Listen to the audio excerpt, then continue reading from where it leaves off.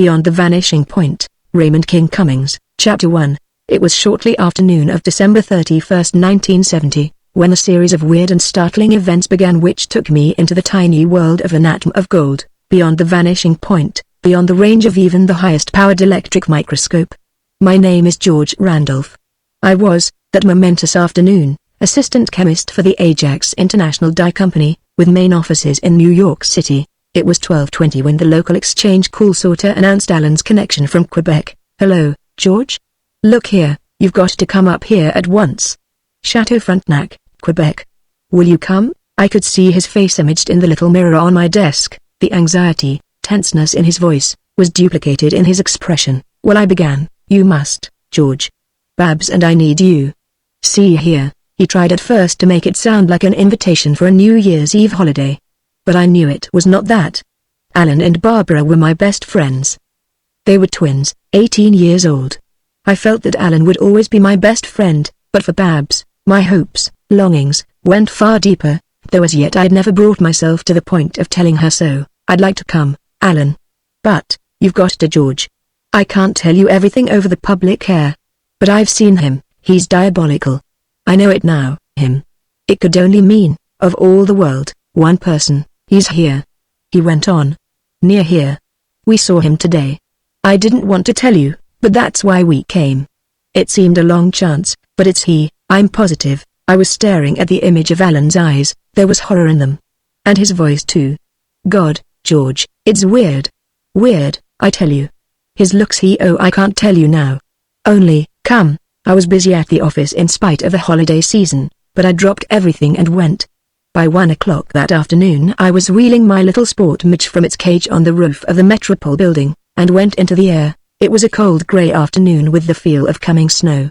I made a good 250 miles at first, taking the northbound through traffic lane which today the meteorological conditions had placed at an altitude of 6,200 feet. Flying is largely automatic. There was not enough traffic to bother me.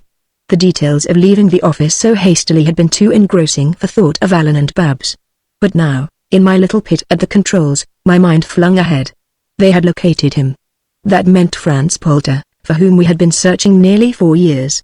And my memory went back into the past with vivid vision. The Kents, 4 years ago, were living on Long Island. Alan and Babs were 14 at the time, and I was 17. Even then Babs was something kind of special to me. I lived in a neighboring house that summer and saw them every day. To my adolescent mind a thrilling mystery hung upon the Kent family. The mother was dead. Dr. Kent, father of Alan and Babs, maintained a luxurious home, with only a housekeeper and no other servant. Dr. Kent was a retired chemist. He had, in his home, a laboratory in which he was working upon some mysterious problem. His children did not know what it was, nor, of course, did I. And none of us had ever been in the laboratory, except that when occasion offered we stole surreptitious peeps. I recall Dr. Kent as a kindly, iron grey-haired gentleman. He was stern with the discipline of his children, but he loved them, and was indulgent in many ways. They loved him, and I, an orphan, began looking upon him almost as a father. I was interested in chemistry. He knew it, and did his best to help and encourage me in my studies. There came an afternoon in the summer of 1966. When arriving at the Kent home, I ran upon a startling scene. The only other member of the household was a young fellow of 25, named Franz Polter. He was a foreigner, born, I understood, in one of the Balkan protectorates. He was here, employed by Dr. Kent as laboratory assistant. He had been with the Kents, at this time, 2 years. Alan and Babs didn't like him, nor did I. He must have been a clever, skillful chemist. No doubt he was. But he was, to us, repulsive. A hunchback, with a short, thick body, dangling arms that suggested a gorilla, barrel chest, a lump set askew on his left shoulder, and his massive head planted down with almost no neck. His face was rugged in feature, a wide mouth, a high-bridged heavy nose, and above the face a great shock of wavy black hair. It was an intelligent face, in itself, not repulsive, but I think we all three feared Franz Polter. There was always something sinister about him, that had nothing to do with his deformity. When I came, that afternoon, Babs and Polter were under a tree on the Kent lawn. Babs, at 14, with long black braids down her back, bare-legged and short-skirted in a summer sport costume, was standing against the tree with Polter facing her. They were about the same height. To my youthful imaginative mind rose the fleeting picture of a young girl in a forest menaced by a gorilla. I came upon them suddenly. I heard Poulter say, "But I love you. And you are almost a woman. Someday you'll love me." He put out his thick hand and gripped her shoulder. She tried to twist away. She was frightened, but she laughed. You are crazy." He was suddenly holding her in his arms, and she was fighting him. I dashed forward. Babs was always a spunky sort of girl. In spite of her fear now, she kept on struggling, and she shouted, "You let me go, you hunchback." He did let her go, but in a frenzy of rage he hauled back his hand and struck her in the face. I was upon him the next second. I had him down on the lawn, punching him, but though at 17 I was a reasonably husky lad, the hunchback with his thick, hairy gorilla arms proved much stronger. He heaved me off. The commotion had brought Alan, and without waiting to find out what the trouble was, he jumped on Poulter. Between us, I think we would have beaten him pretty badly. But the housekeeper summoned Dr. Kent and the fight was over. Poulter left for good within an hour. He did not speak to any of us. But I saw him as he put his luggage into the taxi which Dr. Kent had summoned. I was standing silently nearby with Babs and Alan. The look he flung us as he drove away carried an unmistakable menace, the promise of vengeance. And I think now that in his warped and twisted mind he was telling himself that he would someday make Babs regret that she had repulsed his love. What happened that night none of us ever knew.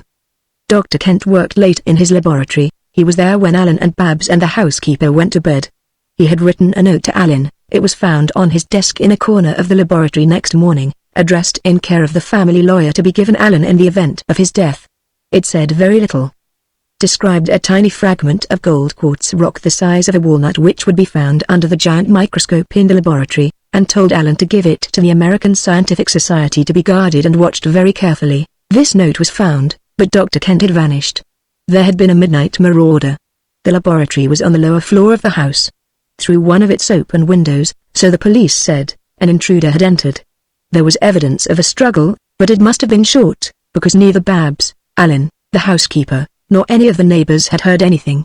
And the fragment of golden quartz was gone. The police investigation came to nothing. Poulter was found in New York. He withstood the police questions. There was nothing except suspicion upon which he could be held, and he was finally released. Immediately thereafter, he disappeared. Neither Alan, Babs nor I saw Poulter again. Dr. Kent had never been heard from to this day, 4 years later when I flew to join the twins in Quebec. And now Alan told me that Poulter was up there. We had never ceased to believe that Dr. Kent was alive, and that Poulter was the midnight marauder. As we grew older, we began to search for Poulter. It seemed to us that if we could once get our hands on him, we could drag from him the truth which the police had failed to get. The call of a traffic director in mid-Vermont brought me back from these memories. My buzzer was clanging, a peremptory halting signal day beam came darting up at me from below. It caught me and clung. I shouted down at it, "What's the matter?" I gave my name and number and all the details in one breath. Above everything I had no wish to be halted now. "What's the matter?" "I haven't done anything wrong." "The hell you haven't," the director roared. "Come down to 3000. That lane's barred." I dove obediently and his beam followed me. Once more, like that, young fellow, but he went busy with somebody else and I didn't hear the end of his threat. I crossed into Maine in mid-afternoon. It was already twilight. The sky was solid lead and the landscape all up through here was grey-white with snow in the gathering darkness. I passed the city of Jackman, crossing full over it to take no chances of annoying the border officials, and a few miles further, I dropped to the glaring lights of International Inspection Field. The formalities were soon finished. I was ready to take off when Alan rushed at me. "George. I thought I could connect here." He gripped me. He was wild-eyed, incoherent. He waved his taxiplane away. "I'm going with you, George. I'm almost out of my mind. I don't know what's happened to her." "She's gone." "Now, who's gone?" "Babs?" "Yes." He pushed me into my plane and climbed in after me. "Don't talk. Get us up." "I'll tell you then." I shouldn't have left. When we were up in the air, I swung on him. "What are you talking about?" "Babs gone." I could feel myself shuddering with a nameless horror. "I don't know what I'm talking about, George. I'm about crazy. The Quebec police think I am, anyway. I've been raising hell with them for an hour. Babs is gone. I can't find her. I don't know where she is." He finally calmed down enough to tell me what happened. Shortly after his radio phone to me in New York, he had missed Babs. They had had lunch in the huge hotel and then walked on the Dufferin Terrace, the famous promenade outside looking down over the lower city, the great sweep of the St. Lawrence River and the grey-white distant Laurentian mountains. I was to meet her inside. I went in ahead of her. But she didn't come. I went back to the terrace but she was gone. She wasn't in our rooms. Nor the library. The lobby, anywhere. But it was afternoon, in the public place of a civilized city.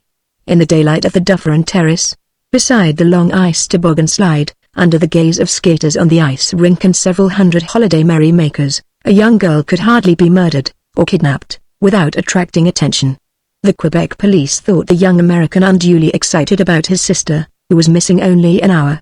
They would do what they could, if by dark she had not rejoined him. They suggested that doubtless the young lady had gone shopping. Maybe she did, I agreed. But in my heart, I felt differently. She'll be waiting for us in the hotel when we get there, Alan, but I'm telling you, we saw Poulter this morning. He lives here not 30 miles from Quebec.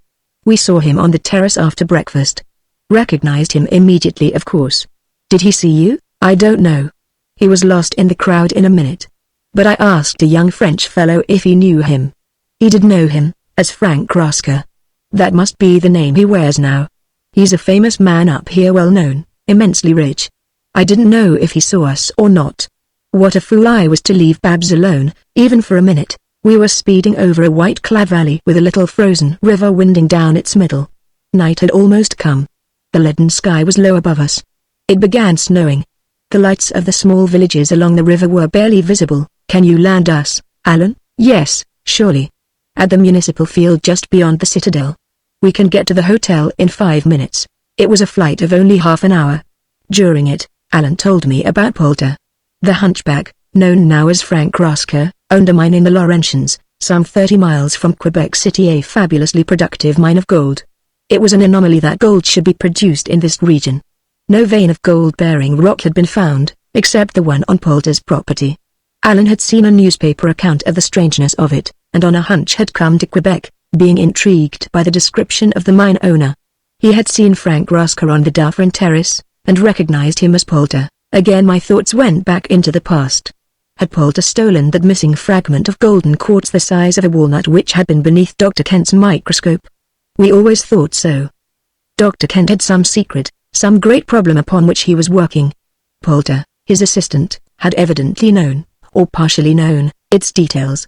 And now, 4 years later, Poulter was immensely rich, with a gold mine in mountains where there was no other evidence of gold. I seemed to see some connection.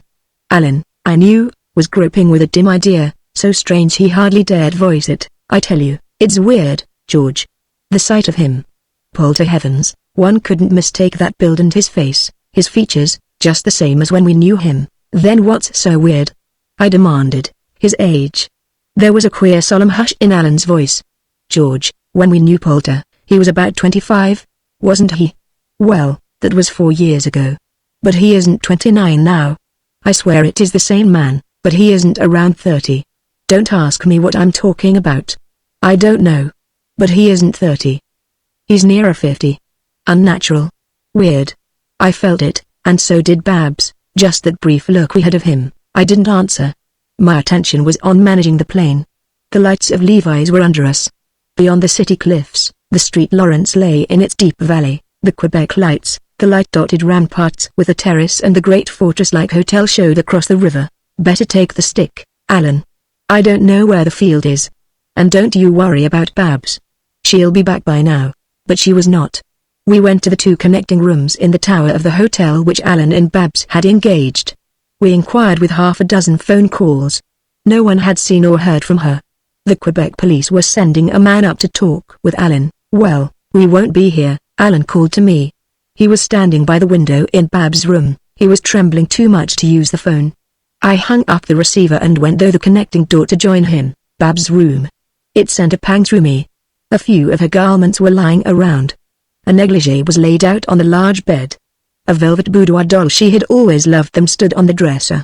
Upon this hotel room, in one day, she had impressed her personality. Her perfume was in the air. And now she was gone. We won't be here, Alan was repeating. He gripped me at the window. Look. In his hand was an ugly-looking, smokeless, soundless automatic of the Essen type. And I've got another one for you. brought them with me. His face was white and drawn, but his hands had steadied. The tremble was gone out of his voice. I'm going after him, George. Now. Understand that? Now? His place is only 30 miles from here, out there in the mountains. You can see it in the daylight, a wall around his property and a stone castle which he built in the middle of it. A gold mine? Hell, there was nothing to be seen now out of the window but the snow-filled darkness, the blurred lights of Lower Quebec and the line of dock lights 500 feet below us. Will you fly me, George? Of course. I was the one trembling now. The cool feel of the automatic which Alan thrust into my hand seemed suddenly to crystallize Babs' peril.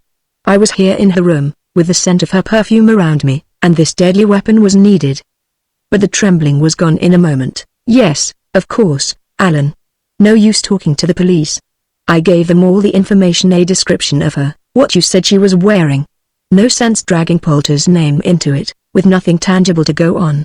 The police won't ransack the castle of a rich man just because you can't find your sister. Come on. You can tell me what this place is like as we go. Bundled in our flying suits we hurried from the hotel, climbed the citadel slope and in 10 minutes were in the air. The wind sucked at us. The snow now was falling with thick, huge flakes. Directed by Alan, I headed out over this ice-filled street Lawrence, past the frozen Ile d'Orléans, toward Poulter's mysterious mountain castle. Suddenly Alan burst out, I know what Father's secret was. I can piece it together now, from little things that were meaningless when I was a kid. He invented the electron microscope. You know that. The infinitely small fascinated him. I remember he once said that if we could see far enough down into smallness, we would come upon human life. Alan's low, tense voice was more vehement than I had ever heard it before. It's clear to me now, George. That little fragment of golden quartz which he wanted me to be so careful of contained a world with human inhabitants. Father knew it, or suspected it. And I think the chemical problem on which he was working aimed for some drug. I know it was a drug they were compounding, Poulter said so once, a radioactive drug. I remember listening at the door. A drug, George, capable of making a human being infinitely small. I did not answer one momentarily. Alan paused. So strange a thing. My mind whirled with it, struggled to encompass it. And like the meaningless individual pieces of a puzzle, dropping so easily into place when the key piece is fitted, I saw Poulter stealing that fragment of gold, abducting Dr. Kent perhaps because Poulter himself was not fully acquainted with the secret. And now, Poulter up here with a fabulously rich gold mine. And Babs, abducted by him. To be taken where? It set me shuddering. That's what it was, Alan reiterated. And Poulter, here now with what he calls a mine. It isn't a mine, it's a laboratory. He's got further too, hidden God knows where. And now Babs. We've got to get them, George. The police can't help us. It's just you and me, to fight this thing. And it's diabolical. Chapter 2. We soared over the divided channel of the street Lawrence, between Orleans and the mainland. Montmorency Falls in a moment showed dimly white through the murk to our left, a great hanging veil of ice higher than Niagara. Further ahead, the lights of the little village of St. Anne were visible with the grey-black towering hills behind them. Swing left, George. Over the mainland. That's St. Anne. We pass this side of it. Put the mufflers on. This damn thing roars like a tower siren. I cut in the muffler and switched off our wing lights. It was illegal but we were past all thought of that. We were both desperate. The slow prudent process of acting within the law had nothing to do with this affair. We both knew it. Our little plane was dark, and amid the sounds of this night blizzard our muffled engine couldn't be heard. Alan touched me. There are his lights, see them? We had passed St. Anne. The hills lay ahead, a wild mountainous country stretching northward to the foot of Hudson Bay. The blizzard was roaring out of the north and we were heading into it. I saw, on what seemed like a dome-shaped hill perhaps 1,000 feet above the river level, a small cluster of lights which marked Poulter's property. Fly over it once, George, Alan said. Lo, we can chance it. And find a place to land near the walls. We presently had it under us. I held the plane at 500 feet, and cut our speed to the minimum of 20 miles an hour facing the gale, though it was 60 or 70 when we turned. There were a score or two of hooded ground lights. But there was little reflection aloft, and in the murk of the snowfall I felt we could escape notice. We crossed, turned and went back in an arc following Poulter's curved outer wall. We had a good view of it. A weird enough looking place, here on its lonely hilltop. No wonder the wealthy Frank Rasker had attained local prominence. The whole property was irregularly circular, perhaps a mile in diameter covering the almost flat dome of the hilltop. Around it, completely enclosing it, Poulter had built a stone and brick wall. A miniature of the Great Wall in China. We could see that it was fully 30 feet high with what evidently were naked high-voltage wires protecting its top. There were half a dozen little gates, securely barred, with doubtless a guard at each of them. Within the walls there were several buildings, a few small stone houses suggesting workmen's dwellings, an oblong stone structure with smoke funnels which looked like a smelter, a huge dome-like spread of translucent glass over what might have been the top of a mine shaft. It looked more like the dome of an observatory, an inverted bowl fully 100 feet wide and equally as high, set upon the ground. What did it cover? And there was Poulter's residence, a castle-like brick and stone building with a tower not unlike a miniature of a Chateau Frontenac. We saw a stone corridor on the ground connecting the lower floor of the castle with the dome, which lay about 100 feet to one side. Could we chance landing inside the wall? There was a dark, level expanse of snow where we could have done it, but our descending plane doubtless would have been discovered. But the mile-wide inner area was dark in many places. Spots of light were at the little wall gates. There was a glow all along the top of the wall. Lights were on in Poulter's house, they slanted out in yellow shafts to the nearby white ground. But for the rest, the whole place was dark, save a dim glow from under the dome. I shook my head at Alan's suggestion that we land inside the walls. We had circled back and were a mile or so off toward the river. The trees, and you saw guards down there. But that low stretch outside the gate on this side, a plan was coming to me. Heaven knows it was desperate enough, but we had no alternative. We would land and accost one of the gate guards. Force our way in. Once inside the wall, on foot in the darkness of this blizzard, we could hide, slip up to the dome. Beyond that my imagination could not go. We landed in the snow a quarter of a mile from one of the gates. We left the plane and plunged into the darkness. It was a steady upward slope. A packed snowfield was underfoot, firm enough to hold our weight, with a foot or so of loose, soft snow on its top. The falling flakes whirled around us. The darkness was solid. Our helmeted leather-furred flying suits were soon shapeless with a gathering white shroud. We carried our arsenals in our gloved hands.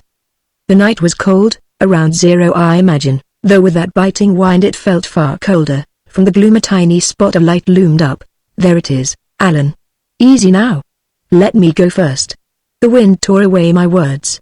We could see the narrow rectangle of bars at the gate, with a glow of light behind them. Hide your gun, Alan. I gripped him.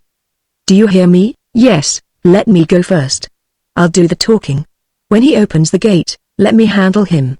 You, if there are two of them, you take the other. We emerged from the darkness, into the glow of light by the gate. I had the horrible feeling that a shot would greet us. A challenge came, at first in French and then in English. Stop. What do you want? To see Mr. Rasker. We were up to the bars now, shapeless hooded bundles of snow and frost. A man stood in the doorway of a lighted little cubby behind the bars. A black muzzle in his hand was leveled at us. He sees no one. Who are you? Alan was pressing at me from behind. I shoved him back, and took a step forward. I touched the bars. My name is Fred Davis. Newspaperman from Montreal. I must see Mr. Rasker. You cannot. You may send in your call. The mouthpiece is there out there to the left. Bare your face. He talks to no one without the face image. The guard had drawn back into his cubby. There was only his extended hand and the muzzle of his weapon left visible. I took a step forward. I don't want to talk by phone. Won't you open the gate? It's cold out here. We have important business.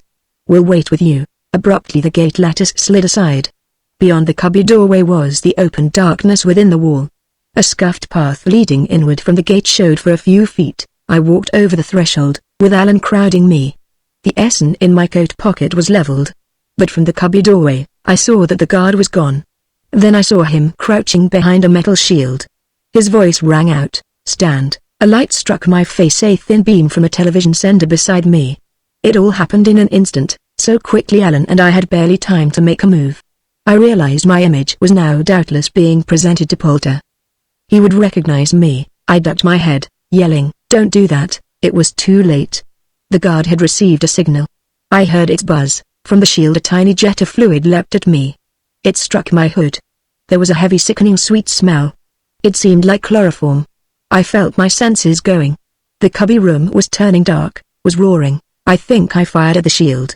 And Alan leapt aside. I heard the faint hiss of his SN, and his choked, horrified voice. "George, run. Don't fall." I crumpled, slid into blackness. And it seemed, As I went down, that Alan's inert body was falling on top of me. I recovered after a nameless interval, a phantasmagoria of wild, drug dreams. My senses came slowly. At first, there were dim muffled voices and the tread of footsteps. Then I knew that I was lying on the ground, and that I was indoors. It was warm. My overcoat was off. Then I realized that I was bound and gagged. I opened my eyes. Alan was lying inert beside me, roped and with a black gag around his face and in his mouth. We were in a huge dim open space. Presently, as my vision cleared, I saw that the dome was overhead. This was a circular, 100-foot wide room. It was dimly lighted. The figures of men were moving about, their great misshapen shadows shifting with them. 20 feet from me there was a pile of golden rock chunks of gold the size of a man's fist, or his head, and larger, heaped loosely into a mound 10 feet high. Beyond this pile of ore, near the center of the room, 20 feet above the concrete floor, there was a large hanging electrolia. It cast a circular glow downward. Under it I saw a low platform raised a foot or two above the ground. A giant electron-microscope was hung with its 20-foot cylinder above the platform. Its intensification tubes were glowing in a dim phosphorescent row on a nearby bracket. A man sat in a chair on the platform at the microscope's eyepiece. I saw all this with a brief glance, then my attention went to a white stone slab under the giant lens. It rested on the platform floor, a 2-foot square surface of smooth white marble. A little roped railing a few inches high fenced it, and in its center lay a fragment of golden quartz the size of a walnut. There was a movement across my line of vision. 2 figures advanced. I recognized both of them. And I strained at my bonds, mouthed agag with futile, frenzied effort. I could no more than writhe, and I couldn't make a sound. I lay, after a moment exhausted, and stared with horror. The familiar hunched figure of Polter advanced toward the microscope. And with him, his huge hand holding the wrists, was Babs. They were nearly 50 feet from me, but with the light over them I could see them clearly. Babs' slim figure was clad in a long-skirted dress pale blue, now, with the light on it. Her long black hair had fallen disheveled to her shoulders. I couldn't see her face. She did not cry out. Polter was half dragging her as she resisted him, and then abruptly she ceased struggling. I heard his guttural voice. That ISS better. They mounted the platform. They were very small and seemed to be far away. I blinked. Horror surged over me. Their figures were dwindling as they stood there. Polter was saying something to the man at the microscope. Other men were nearby, watching. All were normal, save Polter and Babs. A moment passed. Polter was standing by the chair in which the man at the microscope was sitting. And Polter's head barely reached its seat. Babs was clinging to him now. Another moment and they were both tiny figures down by the chair leg. Then they began walking with swaying steps toward the miniature railing of the white slab. The white reflection from the slab plainly illumined them. Polter's arm was around Babs. I had not realized how small they were until I saw Polter lift the rope of the little 4-inch fence, and he and Babs stooped and walked under it. The fragment of quartz lay a foot from them in the center of the white surface. They walked unsteadily toward it. But soon they were running. My horrified senses whirled. Then abruptly I felt something touch my face. Alan and I were lying in shadow. No one had noticed my writhing movements, and Alan was still in drugged unconsciousness. Something tiny and light and soundless as a butterfly wing brushed my face. I jerked my head aside. On the floor, within 6 inches of my eyes, I saw the tiny figure of a girl an inch high. She stood, with a warning gesture to her lips, a human girl in a filmy flowing robe. Long, pale golden tresses lay on her white shoulders. Her face, small as my little fingernail, colorful as a miniature painted on ivory, was so close to my eyes that I could see her expression warning me not to move. There was a faint glow of light on the floor where she stood, but in a moment she moved out of it. Then I felt her brush against the back of my head. My ear was near the ground. A tiny warm hand touched my earlobe, clung to it. A tiny voice sounded in my ear. "Please do not move your head. You might kill me." There was a pause. I held myself rigid. Then the tiny voice came again. "I am Glura, a friend. I have the drug. I will help you." Chapter 3. It seemed that Alan was stirring. I felt the tiny hand leave my ear. I thought that I could hear faint little footfalls as the girl scampered away, fearful that a sudden movement by Alan would crush her. I turned cautiously after a moment and saw Alan's eyes upon me. He too had seen, with a blurred returning consciousness, the dwindling figures of Babs and Polter. I followed his gaze. The wild slab with the golden quartz under the microscope seemed empty. The several men in this huge circular dome room were dispersing to their affairs. 3 of them sat whispering by what I now saw was a pile of gold ingots stacked crosswise. But the fellow at the microscope held his place, his eyes glued to its aperture as he watched the vanishing figures of Poulter and Babs on the rock fragment. Alan was trying to convey something to me. He could only gaze and jerk his head. I saw behind his head the figures of the tiny girl on the floor behind him. She wanted evidently to approach his head, but didn't dare. When for an instant he was quiet, she ran forward, but at once scampered back. From the group by the ingots, one of the men rose and came toward us. Alan held still, watching. And the girl, Clara, seized the opportunity to come nearer. We both heard her tiny voice. "Do not move. Close your eyes. Make him think you are still unconscious." Then she was gone, like a mouse hiding in the shadows near us. Amazement swept Alan's face. He twisted, mouthed at his gag. But he saw my eager nod and took his cue from me. I closed my eyes and lay stiff, breathing slowly. Footsteps approached. A man bent over Alan and me. "Are you no conscious yet?" It was the voice of a foreigner, with a queer, indescribable intonation. A foot prodded us. "Wake up." Then the footsteps retreated, and when I dared to look, the man was rejoining his fellows. It was a strange-looking trio. They were heavy-set men in leather jackets and short, wide knee-length trousers. One wore tight, high boots, and the others a sort of white buckskin, with ankle straps. All were bare-headed round, bullet heads of close-clipped black hair. I suddenly had another startling realization. These men were not of normal size as I had assumed. They were 8 or 10 feet tall at the very least. And they and the pile of ingots, instead of being close to me, were more distant than I had thought. Alan was trying to signal me. The tiny girl was again at his ear, whispering to him. And then she came to me. "I have a knife. See?" She backed away. I caught the pinpoint gleam of what might have been a knife in her hand. "I will get a little larger. I am too small to cut your ropes. You lie still, even after I have cut them." I nodded. The movement frightened her so that she leapt backward, but she came again, smiling. The 3 men were talking earnestly by the ingots.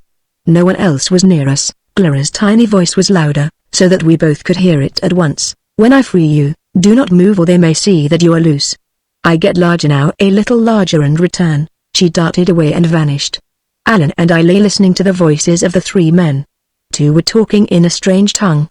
One called to the man at the microscope, and he responded. The 3rd man said suddenly, "Say, talk English.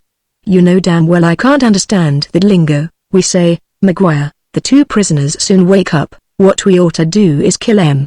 Poulter's a fool." The doctor say, "Wait for him return. Not long, what you call 3-4 hours, and have the Quebec police up here looking for him? And that damn girl he stole off the terrace. What did he call her? Barbara Kent. These 2 who are drugged, their bodies can be thrown in a gully down behind St. Anne. That what the doctor planned to do, I think. Then the police find them days maybe from now and their smashed airship with them." Gruesome suggestion. The man at the microscope called. "They are almost gone. I can hardly see them anymore." He left the platform and joined the others. And I saw that he was much smaller than they, about my own size possibly. There seemed 6 men here altogether. 4 now, by the ingots, and 2 others far across the room where I saw the dark entrance of the corridor tunnel which led to Poulter's castle. Again I felt a warning hand touch my face, and saw the figure of Clara standing by my head. She was larger now, about a foot tall. She moved past my eyes, stood by my mouth, bent down over my gag. I felt the cautious slide of a tiny knife blade inserted under the fabric of the gag. She hacked, tugged at it, and in a moment tripped it through. She stood panting from the effort. My heart was pounding with fear that she would be seen, but the man had turned the central light off when he left the microscope, and it was far darker here now than before. I moistened my dry mouth. My tongue was thick, but I could talk. "Thank you, Clara." Quiet. I felt her hacking at the ropes around my wrists, and then at my ankles. It took her a long time, but at last I was free. I rubbed my arms and legs, felt the returning circulation in them, and presently Alan was free. "George," what he began. "Wait," I whispered. "Easy. Let her tell us what to do." We were unarmed. 2, against these 6, 3 of whom were giants. Clara whispered, "Do not move. I have the drugs. But I cannot give them to you when I am still so small. I have not enough. I will hide there." Her little arm gestured to where, near us, 6 boxes were piled. "When I'm large as you, I come back. Be ready quickly to act." I may be seen. I give you then the drug. But wait, Alan whispered. Tell us, the drug to make you large. Large enough to fight these men. I had planned to do that myself, until I saw you held captive. That girl of your world the doctor just now steal, she is friend of yours? Yes. But 1,000 questions were springing in my mind, but this was no time to ask them. I amended, go on. Hurry. Give us the drug when you can. The little figure moved away from us and disappeared. Alan and I lay as we had before. But now we could whisper. We tried to anticipate what would happen, tried to plan, but that was futile. The thing was too strange, too astoundingly fantastic. How long Clara was gone I don't know. I think, not over 3 or 4 minutes. She came from her hiding place, crouching this time, and joined us. She was, probably, of normal Earth size, a small, frail-looking girl something over 5 feet tall. We saw now that she was quite young, still in her teens. We lay staring at her, amazed at her beauty. Her small oval face was pale, with a flush of pink upon her cheeks, a face queerly, transcendingly beautiful. It was wholly human, yet somehow unearthly, as though unmarked by even the heritage of our earthly strifes. Now. I'm ready. She was fumbling at her robe. I will give you each the same. Her gestures were rapid. She flung a quick glance at the distant men. Alan and I were tense. We could easily be discovered now, but we had to chance it. We were sitting erect. Alan murmured. But what do we do? What happens? What? On the palm of her hand were 2 pink white pellets. Take these, 1 for each of you. Quickly, involuntarily we drew back. The thing abruptly was gruesome, frightening. Horribly frightening. Quickly, she urged. The drug is what you call highly radioactive. And volatile. Exposed to the air, it is gone very soon. You are afraid? No, I assure you it is not harmful. With a muttered curse at his own reluctance, Alan seized the small pellet. I stopped him. Wait. The men momentarily were engaged in a low-voiced, earnest discussion. I dared to hesitate a moment longer. Clara, where will you be? Here. Right here. I will hide. We want to go after Mr. Poulter, I gestured.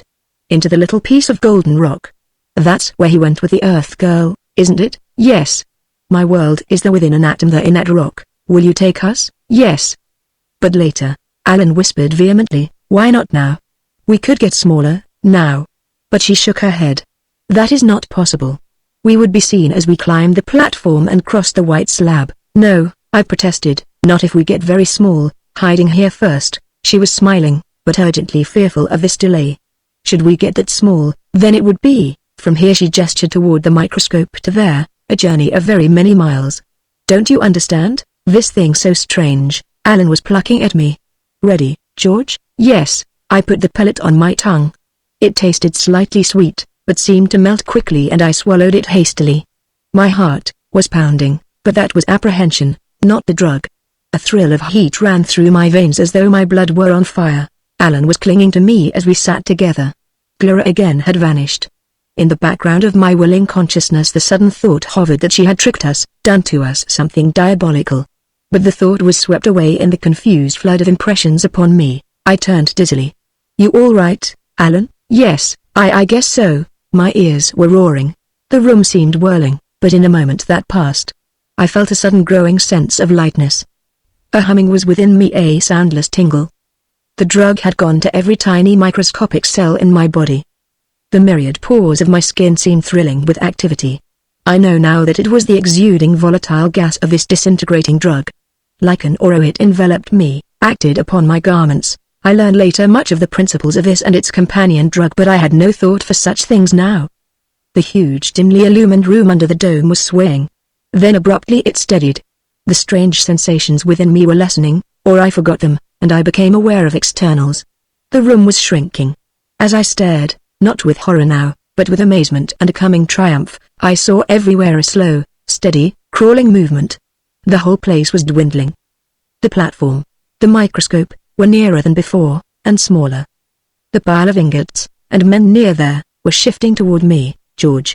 My God, this is weird. I saw Alan's white face as I turned toward him. He was growing at the same rate as myself evidently, for in all the scene he only was unchanged. We could feel the movement. The floor under us was shifting, crawling slowly. From all directions it contracted as though it was being squeezed beneath us. In reality our expanding bodies were pushing outward. The pile of boxes which had been a few feet away, were thrusting themselves at me. I moved in cautiously and knocked them over. They seemed small now, perhaps half their former size. Gloria was standing behind them. I was sitting and she was standing, but across the litter our faces were level. "Stand up," she murmured. "You all right now?" I struggled to my feet, drawing Alan up with me. Now. The time for action was upon us. We had already been discovered. The men were shouting, clambering to their feet. Alan and I stood swaying. The dome room had contracted to half its former size. Near us was a little platform, chair and microscope. Small figures of men were rushing at us. I shouted, "Alan! Watch yourself." We were unarmed. These men might have automatic weapons. But evidently they did not. Only knives were in their hands. The whole place was ringing with shouts. And then a shrill siren alarm from outside started clanging. The first of the men a few moments before he had seemed a giant flung himself upon me. His head was lower than my shoulders. I met him with a blow of my fist in his face. He toppled backward, but from one side another figure came at me. A knife blade bit into the flesh of my thigh. The pain seemed to fire my brain. A madness descended upon me. It was the madness of abnormality. I saw Alan with two dwarfed figures clinging to him. But he threw them off, and they turned and ran. The man at my thigh stabbed again, but I caught his wrist and, as though he were a child, whirled him around me and flung him away. He landed with a crash against the shrunken pile of gold nuggets and lay still. The place was in a turmoil. Other men were appearing from outside. But they now stood well away from us. Alan backed against me. His laugh rang out, half hysterical with the madness upon him as it was upon me. "God! George, look at them. So small, they were now hardly the height of our knees." This was now a small circular room, under a lowering concave dome. A shot came from the group of pygmy figures. I saw the small stab of flame, heard the zing of the bullet. We rushed, with the full frenzy of madness upon us enraged giants. What actually happened I cannot recount. I recall scattering the little figures, seizing them, flinging them headlong. A bullet, tiny now, stung the calf of my leg. Little chairs and tables under my feet were crashing. Alan was lunging back and forth, stamping, flinging his tiny adversaries away. There were 20 or 30 of the figures here now. I feared that they might produce more up-to-date weapons. But my fears were unfounded. Soon I saw these figures making their escape. The room was littered with wreckage. I saw that by some miracle of chance the microscope was still standing, and I had a moment of sanity. "Alan! Watch out! The microscope, the platform. Don't smash them. And Gloria, be careful not to hurt her." I suddenly became aware that my head and my shoulders had struck the dome roof. Why, this was a tiny room. Alan and I found ourselves backed together, panting in the small confines of a circular cubby with an arching dome close over us. At our feet the platform with the microscope over it hardly reached our boot tops. There was a sudden silence, broken only by our heavy breathing. The tiny forms of humans strewn around us were all motionless. The others had fled. Then we heard a small voice. "Here. Take this. Quickly. You are too large. Quickly." Alan took a step. And sudden panic was on us both. Gloria was here at our feet. We did not dare turn, hardly dared to move. To change position might have crushed her now that she had left her hiding place. My leg hit the top of the microscope cylinder. It rocked but did not fall. Where was Gloria? In the gloom we could not see her. We were in a panic. Alan began, "George, The contracting inner curve of the dome bumped gently against my head. Our panic and confusion turned into cold fear. The room was closing in to crush us. I muttered, "Alan, I'm going out." I braced myself and heaved against the side and top curve of the dome. Its metal ribs and heavy translucent, reinforced glass plates resisted me. There was an instant when Alan and I were desperately frightened. We were trapped, to be crushed in here by our own horrible growth. Then the dome yielded under our smashing blows.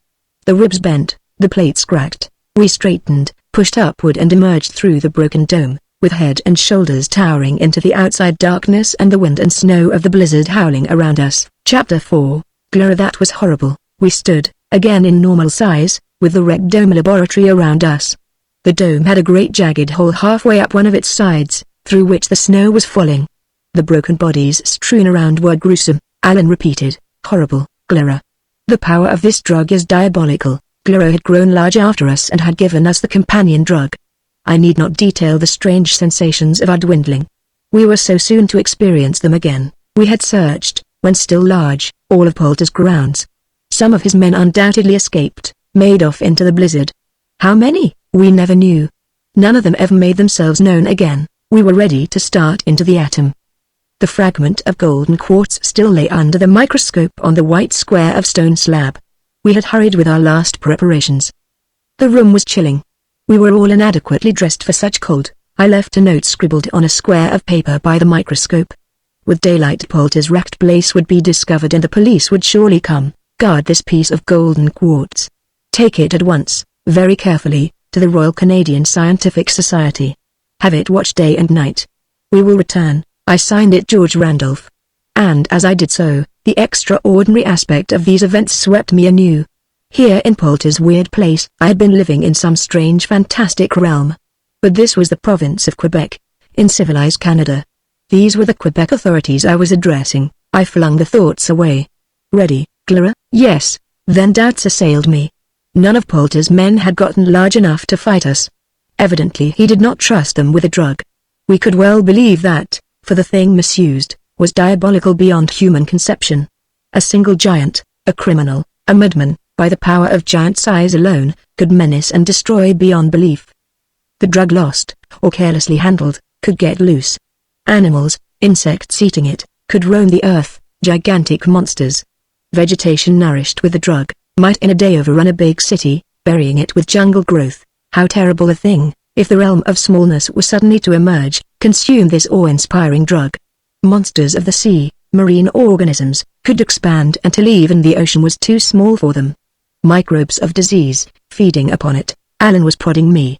We're ready, George. Okay, let's go. This was not the largeness we were facing now, but smallness.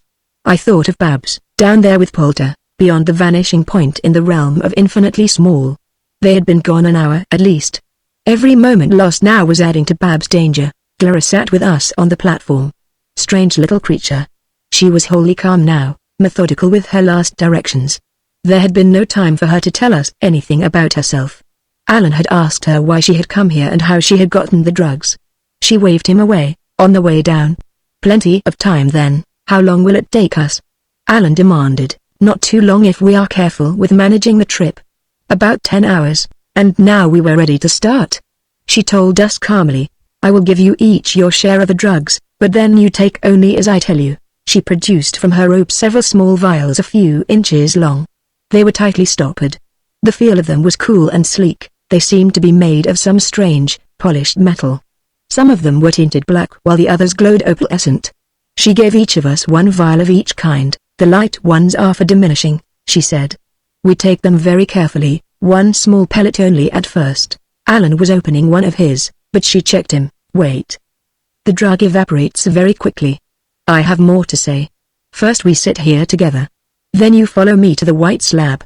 We climb upon the little rock. She laid her hands on my arms. Her blue eyes regarded us earnestly. Her manner was naive, childlike. But I could not mistake her intelligence or the force of character stamped on her face for all its dainty, ethereal beauty. Alan, she smiled at him, and tossed back a straying lock of her hair which was annoying her. You pay attention, Alan. You are very young, reckless. You listen. We must not be separated. You understand that, both of you? We will be always in that little piece of rock. But there will be miles of distance. And to be lost in size, what a strange journey upon which we were now starting. Lost in size, you understand me? Lost in size. If that happens, we might never find each other. And if we come upon the Dr. Poulter and the girl he holds captive, if we can overtake them, we must. I exclaimed. And we must get started. She showed us which pellet to select. They were of several sizes, I found. And as she afterward told us, the larger ones were not only larger but of an intensified strength. We took the smallest. It was barely 1,000th part of the strength of the largest. In unison we placed the pellets on our tongues, and hastily swallowed. The first sensations were as before. And, familiar now, they caused no more than a fleeting discomfort. But I think I could never get used to the outward strangeness. The room in a moment was expanding. I could feel the platform floor crawling outward beneath me, so that I had to hitch and change my position as it pulled. We were seated together, Alan and I on each side of Clara. My fingers were on her arm. It did not change size, but it slowly drew away with a space opening between us. Overhead, the dome roof, the great jagged hole there, was receding, lifting, moving upward and away. Clara pulled us to our feet. We had better start now. The distance grows very far, so quickly. We had been sitting within 5 feet of the stone slab with its 4-inch high railing around it. A chair was by the microscope eyepiece. As we stood swaying, I saw that the chair was huge, and its seat level with my head. The great barrel cylinder of the microscope slanted 60 feet upward. The dome roof was a distant spread 300 feet up in the dimness. The dome room was a vast arena now. Alan and I must have hesitated, confused by the expanding scene, a slow, steady movement everywhere. Everything was drawing away from us. Even as we stood together, the creeping platform floor was separating us. A moment passed. Clara was urging us on vehemently. Come. You must not stand there. We started walking. The railing around the slab was knee-high. The slab itself was a broad, square surface.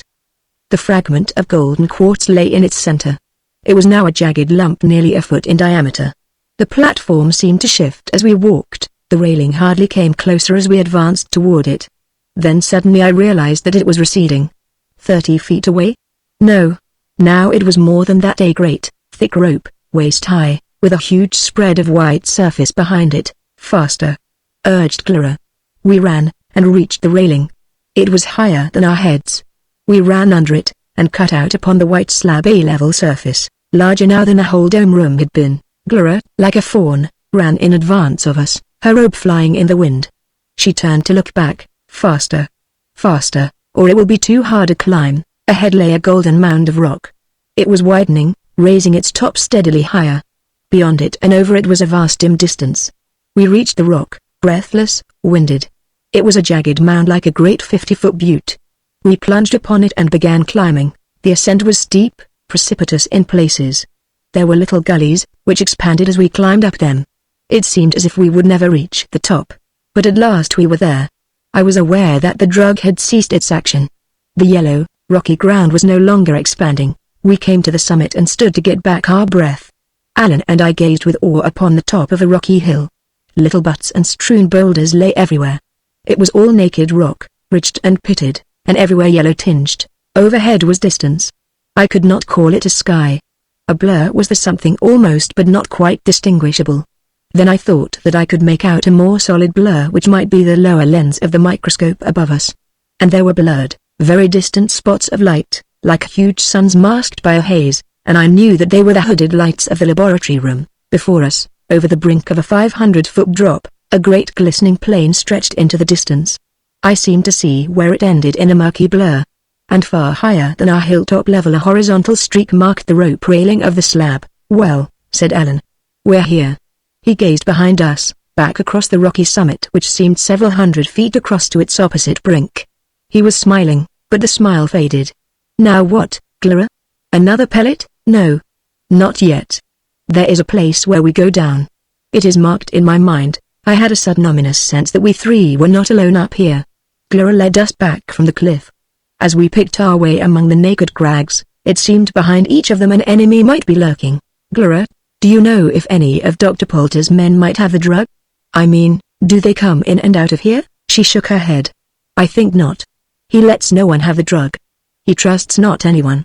I stole it. I will tell you later. Much I have to tell you before we arrive. Alan made a sudden, sidewise leap, and dashed around a rock. He came back to us, smiling ruefully. Gets on your nerves, all of this. I had the same idea you had, George. Might be someone around here. But I guess not. He took Clara's hand and they walked in advance of me. We haven't thanked you yet, Clara, he added. Not needed. I came for help from your world. I followed the Dr. Poulter when he came outward. He has made my world and my people, his slaves. I came for help. And because I have helped you, needs no thanks, but we do thank you, Clara.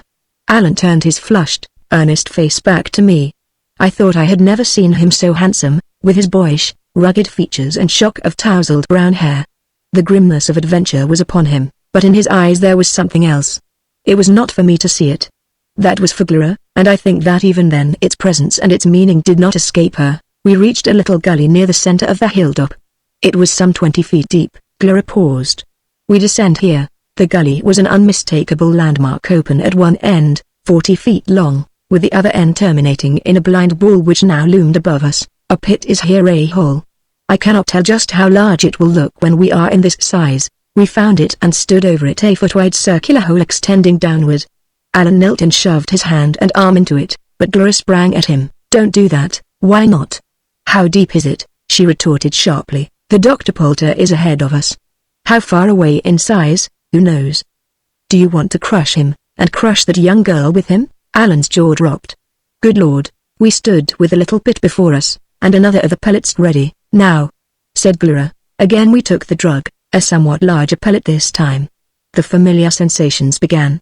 Everywhere the rocks were creeping with a slow inexorable movement, the landscape expanding around us. The gully walls drew back and upward. In a moment they were cliff walls and we were in a broad valley. We had been standing close together. We had not moved, except to shift our feet as the expanding ground drew them apart. I became aware that Alan and Gloria were a distance from me. Gloria called, "Come, George. We're going down quickly now." We ran to the pit. It had expanded to a great round hole some 6 feet wide and equally as deep. Gloria let herself down, peered anxiously beneath her, and dropped. Alan and I followed. We jammed the pit, but as we stood there, the walls were receding and lifting. I had remarked Gloria's downward glance, and shuddered. Suppose, in some slightly smaller size, Babs had been among these rocks. The pit widened steadily. The movement was far swifter now. We stood presently in a great circular valley. It seemed fully a mile in diameter, with huge encircling walls like a crater rim towering thousands of feet into the air. We ran along the base of one expanding wall, following Gloria. I noticed now that overhead the turgid murk had turned into the blue of distance. A sky. It was faintly sky blue, and seemed hazy, almost as though clouds were forming. It had been cold when we started. The exertion had kept us fairly comfortable, but now I realized that it was far warmer. This was different air, more humid, and I thought the smell of moist earth was in it. Rocks and boulders were strewn here on the floor of this giant valley, and I saw occasional pools of water. There had been rain recently. The realization came with a shock of surprise. This was a new world. A faint, luminous twilight was around us. And then I noticed that the light was not altogether coming from overhead. It seemed inherent to the rocks themselves. They glowed, very faintly luminous, as though phosphorescent. We were now well embarked upon this strange journey. We seldom spoke. Gloria was intent upon guiding us. She was trying to make the best possible speed. I realized that it was a case of judgment, as well as physical haste. We had dropped into that 6-foot pit. Had we waited a few moments longer, the depth would have been 100 feet, 200, 1,000. It would have involved hours of arduous descent if we had lingered until we were a trifle smaller. We took other pellets. We traveled perhaps an hour more. There were many instances of Gloria's skill. We squeezed into a gully and waited until it widened. We leapt over expanding caverns. We slid down a smooth yellowish slide of rocks, and saw it behind and over us, rising to become a great spreading ramp extending upward into the blue of the sky. Now, up there, little sailing white clouds were visible. And down where we stood it was deep twilight, queerly silvery with a dim light from the luminous rocks, as though some hidden moon were shining. Strange, new world. I suddenly envisaged the full strangeness of it. Around me were spreading miles of barren, naked landscape. I gazed off to where, across the rugged plateau we were traversing, there was a range of hills. Behind and above them were mountains, serrated tiers, higher and more distant. An infinite spread of landscape. And, as we dwindled, still other vast reaches opened before us. I gazed overhead. Was it compared to my stature now 1,000 miles, perhaps even 1,000,000 miles up to where we had been 2 or 3 hours ago? I thought so, then suddenly I caught the other viewpoint.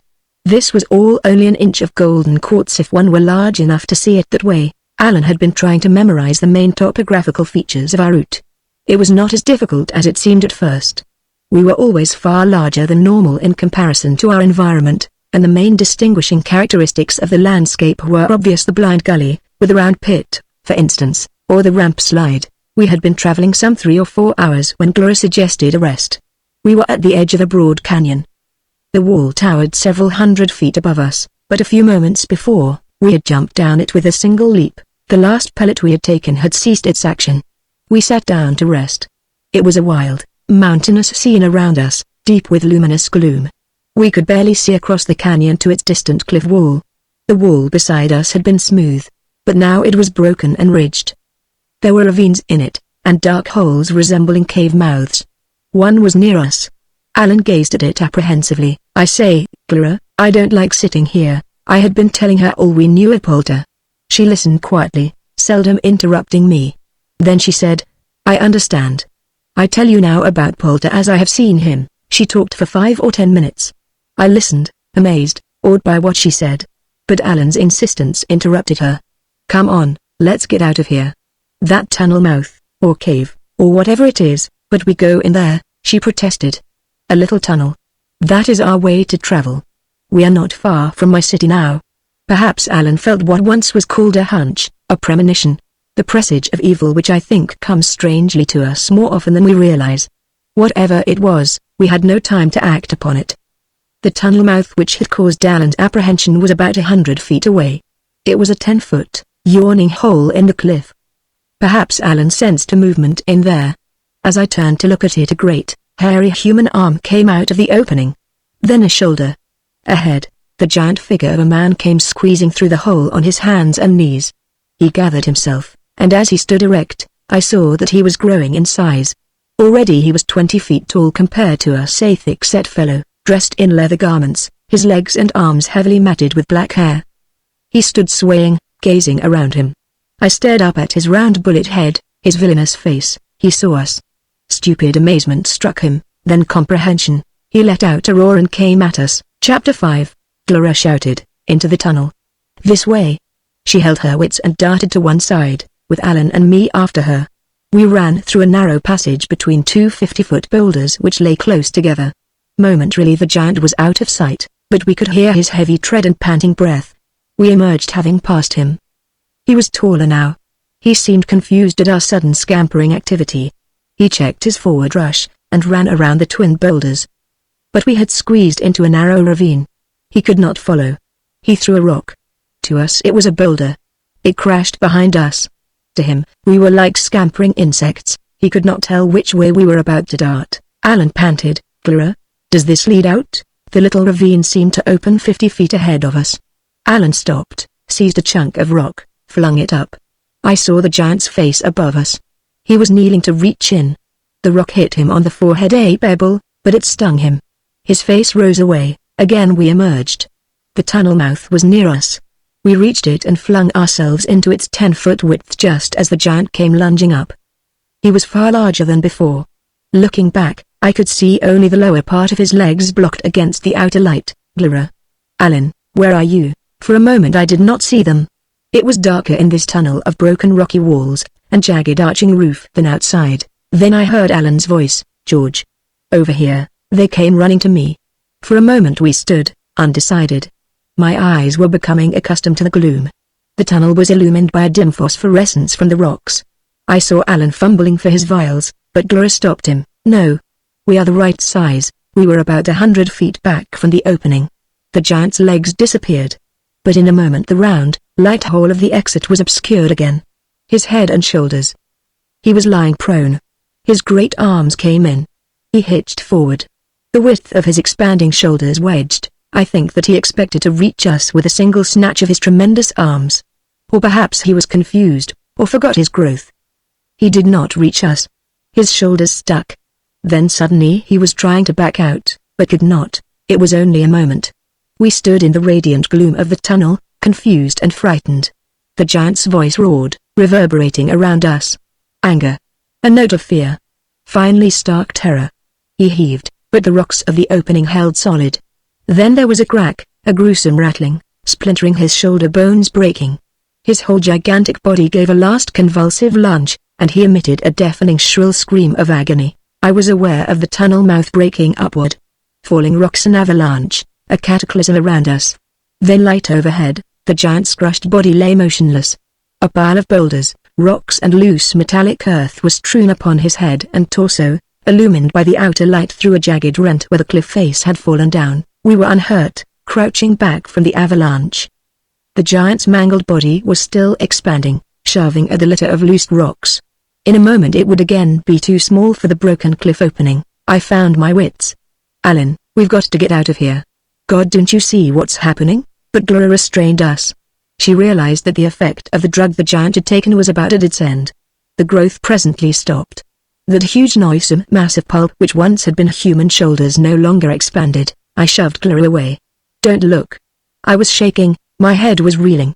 Alan's face, painted by the phosphorescence, was ghastly. Clara pulled at us. "This way. The tunnel is not too long." We go, but the giant had drugs, and perhaps weapons. "Wait," I urged. "You two wait here. I'll climb over him." I told them why, and ran. I can only leave to the imagination that brief exploratory climb. The broken body seemed at least 100 feet long, the mangled shoulders and chest filled the great torn hole in the cliff. I climbed over the litter. Indescribable, horrible scene. A river of warm blood was flowing down the declivity outward. I came back to Clara and Alan. Under my arm was a huge cylinder vial. It was black, the enlarging drug. I set it down. They stared at me in my blood-stained garments. "George. You're his blood, not mine." I tried to smile. "Here's the drug he carried." Evidently Poulter was only sending him out because I found just the one drug. "What'll we do with it?" Alan demanded. "Look at the size of it." "Destroy it," said Clara. "See, that is not difficult." She tugged at the huge stopper, and exposed a few of the pellets to us as large as apples. "The air will soon spoil it." We left it in the tunnel. I also had with me a great roll of paper which had been folded in the giant's belt, with the drug cylinder. We unrolled it, and hauled its folds to a spread some 10 feet long.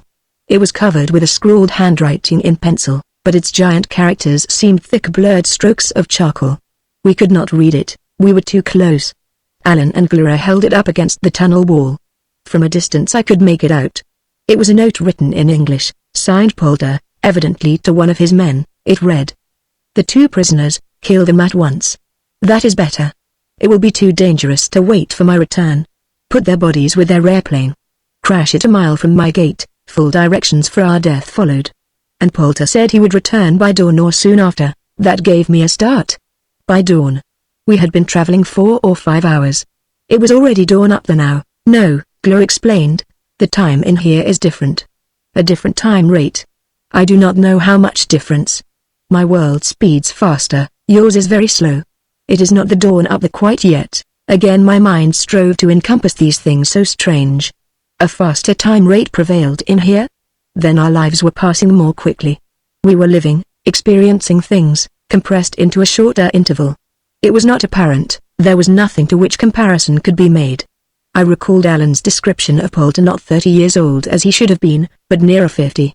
I could understand that, now.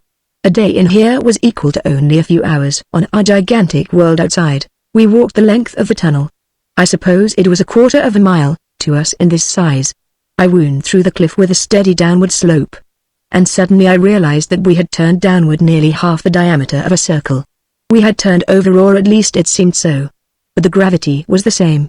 I had noticed from the beginning very little change. The realization of this tunnel brought a mental confusion. I lost all sense of direction. The outer world of Earth was under my feet, instead of overhead. Then we went level. I forgot the confusion, this was normality here. We turned upward a little. Cross tunnels intersected ours at intervals. I saw caverns, open, widened tunnels, as though this mountain were honeycombed. "Look," said Clara. "There is the way out. All these passages lead the same way." There was a glow of light ahead. I recall that I was at that moment fumbling at my belt in 2 small compartments in which I was carrying the 2 vials of the drugs which Clara had given me. Alan wore the same sort of belt. We had found them in the rectome room. I heard a click on the ground at my feet. I was about to stoop to see what I had kicked, only a loose stone. Perhaps, but Clara's words distracted me. I did not stoop. If only I had, how different events might have been. The glow of light ahead of us widened as we approached, and presently we stood at the end of the tunnel. A spread of open distance was outside. We were on a ledge of a steep rocky wall some 50 feet above a wide level landscape. Vegetation. I saw trees, a forest off to the left. A range of naked hills lay behind it. A mile away, in front and to the right, a little town nestled on the shore of shining water. There was starlight on the water. And over it a vast blue-purple sky was studded with stars. I gazed, with that first sudden shock of emotion, into the infinite depths of interplanetary space. Light years of distance. Gigantic worlds, blazing suns off the shrunken by distance now to little points of light. A universe was here, But this was an inch of golden quartz. Above my head were stars which, compared to my bodily size now, were vast worlds 10,000 light years away. Yet, from the other viewpoint, I had only descended perhaps an eighth, or a quarter of an inch, beneath the broken pitted surface of a little fragment of golden quartz the size of a walnut into just one of its myriads of golden atoms. Chapter 6, My World, Clara was saying. You like it? See the starlight on the lake? I have heard that your world looks like this at night, in summer. Ours is always like this. No day, no night. Just like this starlight. Her hand went to Alan's shoulder. You like it? My world? Yes, Clara. It's very beautiful. There was a sheen on everything, a soft, glowing sheen of phosphorescence from the rocks rising to meet the pale one starlight. The night air was soft, with a gentle breeze that rippled the distant lake into a great spread of gold and silver light. The city was called Oina. I saw at once that we were about normal size in relation to its houses and people. There were fields beneath our ledge, with farm implements lying in them, no workers, for this was the time for sleep. Ribbons of roads wound over the country, pale streamers in the starlight. Clara gestured. The giants are on their island. Everyone sleeps now. You see the island offer? Beyond the city, over the low stone roofs of its flat-topped dwellings, the silver spread of lake showed a green-clad island some 3 miles offshore. The distance made its white stone houses seem small. But as I gazed, I realized that they were large compared to their environment, all far larger than those of the little town. The island was perhaps a mile in length. Between it and the mainland a boat was coming toward us. It was a dark blob of hull on the shining water, and above it a queerly shaped circular sail was puffed out, like a balloon parachute, by the wind. The giants live there? Said Alan. You mean Poulter's men, and women? Yes. Are there many giants? No. How many? I put in. How large are they? In relation to us now, I mean. And to your normal size? You ask so many questions so fast, George. There are 200 or more of the giants. And there are more than that many thousands of our people, here. Slaves, because the giants are 4 times as large. This little city, these fields, these hills of stone and metal, all this was ours to have in peace and happiness until your Poulter came. She gestured. Everywhere is a great reach of desert and forest. There are insects, but no wild beasts, nothing to harm us. Nature is kind here. The weather is always like this. We were happy, until Poulter came, and only a few thousand people. Alan said. No other cities? What lies off in the great distance? We do not know. Our nation is 10 times what is here. We have a few other cities, and some of our people live in the forests. She broke off. That boat is coming for Poulter. He is in the city, no doubt of that. The boat will take him and that girl you call Babs, to the giant's island. His castle is there. I turned to Alan. They must have arrived only recently. Before we go any further we have to decide what size to be. We can't be gigantic because I'm sure he'd kill Babs if he sees us. We've got to plan. If we could get on that boat and go with him to the island, but in what size? Very small? But then, if we were very small it would take us hours to get from here to the boat. Clara pointed out where it would land just beyond the village where the houses were set in a sparse fringe. It would be there, apparently, in 10 or 15 minutes. Poulter probably was there now with Babs, waiting for it. In our present size we could not get there in time. It was 2 or 3 miles at least. But a trifle larger the size of one of Poulter's giants we would be able to make it. We would be seen, but in the pale starlight, keeping away from the city as much as possible, we might only be mistaken for Poulter's people. And when we got closer we would diminish our size, creep into the boat, get near Babs and Poulter and then plan what to do. We climbed down from the ledge and stood at the base of the towering cliff which reared its jagged wall against the stars. A field and a road were near us. The road seemed of normal size. A man was in the field. He was apparently about my height. He presently discarded his work, walked away from us and vanished. Hurry, Clara. Alan and I stood beside her while she took pellets from her vials. We wanted our stature now to be 4 times what it was. Clara gave us pellets of both drugs, one of which was slightly more intense than the other. Poulter made them this way, she said. The 2 taken at once give just the growth to take us from this normal size to the stature of the giants. Alan and I did not touch our own vials. We had used none of our enlarging drug upon the journey, and the supply she had given us of the other was almost gone. As I took these pellets which Clara now gave us, standing there by the side of that road, I recall that I was struck with the realization that never once upon this journey had I conceived myself to be other than normal stature. I am normally about 6 feet tall. I still felt there in that golden atom their same height. This landscape seemed of normal size. There were trees nearby spreading, fantastic-looking growths with great strings of pods hanging from them. But still, as I looked up to see one arching over me with its blue-brown leaves and an air vine carrying vivid yellow blossoms, whatever the size of the tree, I could only conceive of myself as a normal man of 6-foot stature standing beneath it. The human ego always supreme. Around each man's consciousness of himself the entire universe revolves. We crouched on the ground when this growth now began. It would not do to be observed changing size. Polter's giants never did that. Years before, he had made them large, his few hundred men and women. They were, Clara said, people both of this realm and from our great world above, dissolute criminal characters who had now set themselves up here as the nucleus of a ruling race. In a moment now, we were the size of these giants. 20 to 25 feet tall, in relation to the environment. But I did not feel so. As I stood up still feeling myself in normal stature, I saw around me a shrunken little landscape. The trees, as though in a Japanese garden, were about my own height. The road was a smooth, level path. The little field near us had a toy fence around it. On another road nearby a man was walking. In height he would barely have reached my knees. He saw us rise beside the trees. He darted off in alarm, and disappeared. I have taken longer to tell all this than the actual time which passed. We could see the boat coming from the island, and it was still a fair distance offshore. We ran along the road, skirting the edge of the little town. None of its houses were taller than ourselves. The windows and doorways were ovals into which we could only have inserted a head or an arm. Most of them were dark. Little people occasionally stared out, saw us run past, and ducked back, thankful that we did not stop to harass them. "This way," said Clara. She ran like a fawn, hardly winded, with Alan and me heavily panting behind her. "There are trees, thick trees quite near where the boat lands. We can get in them and hide and change our size to smallness. But hurry, for we shall need a great deal of time when we are small." The little spread of town and the shining lake remained always to our right. In 5 minutes we were past most of the houses. A patch of woods, with thick, interlacing treetops about our own height, lay ahead. It extended a few hundred feet over to the lake shore.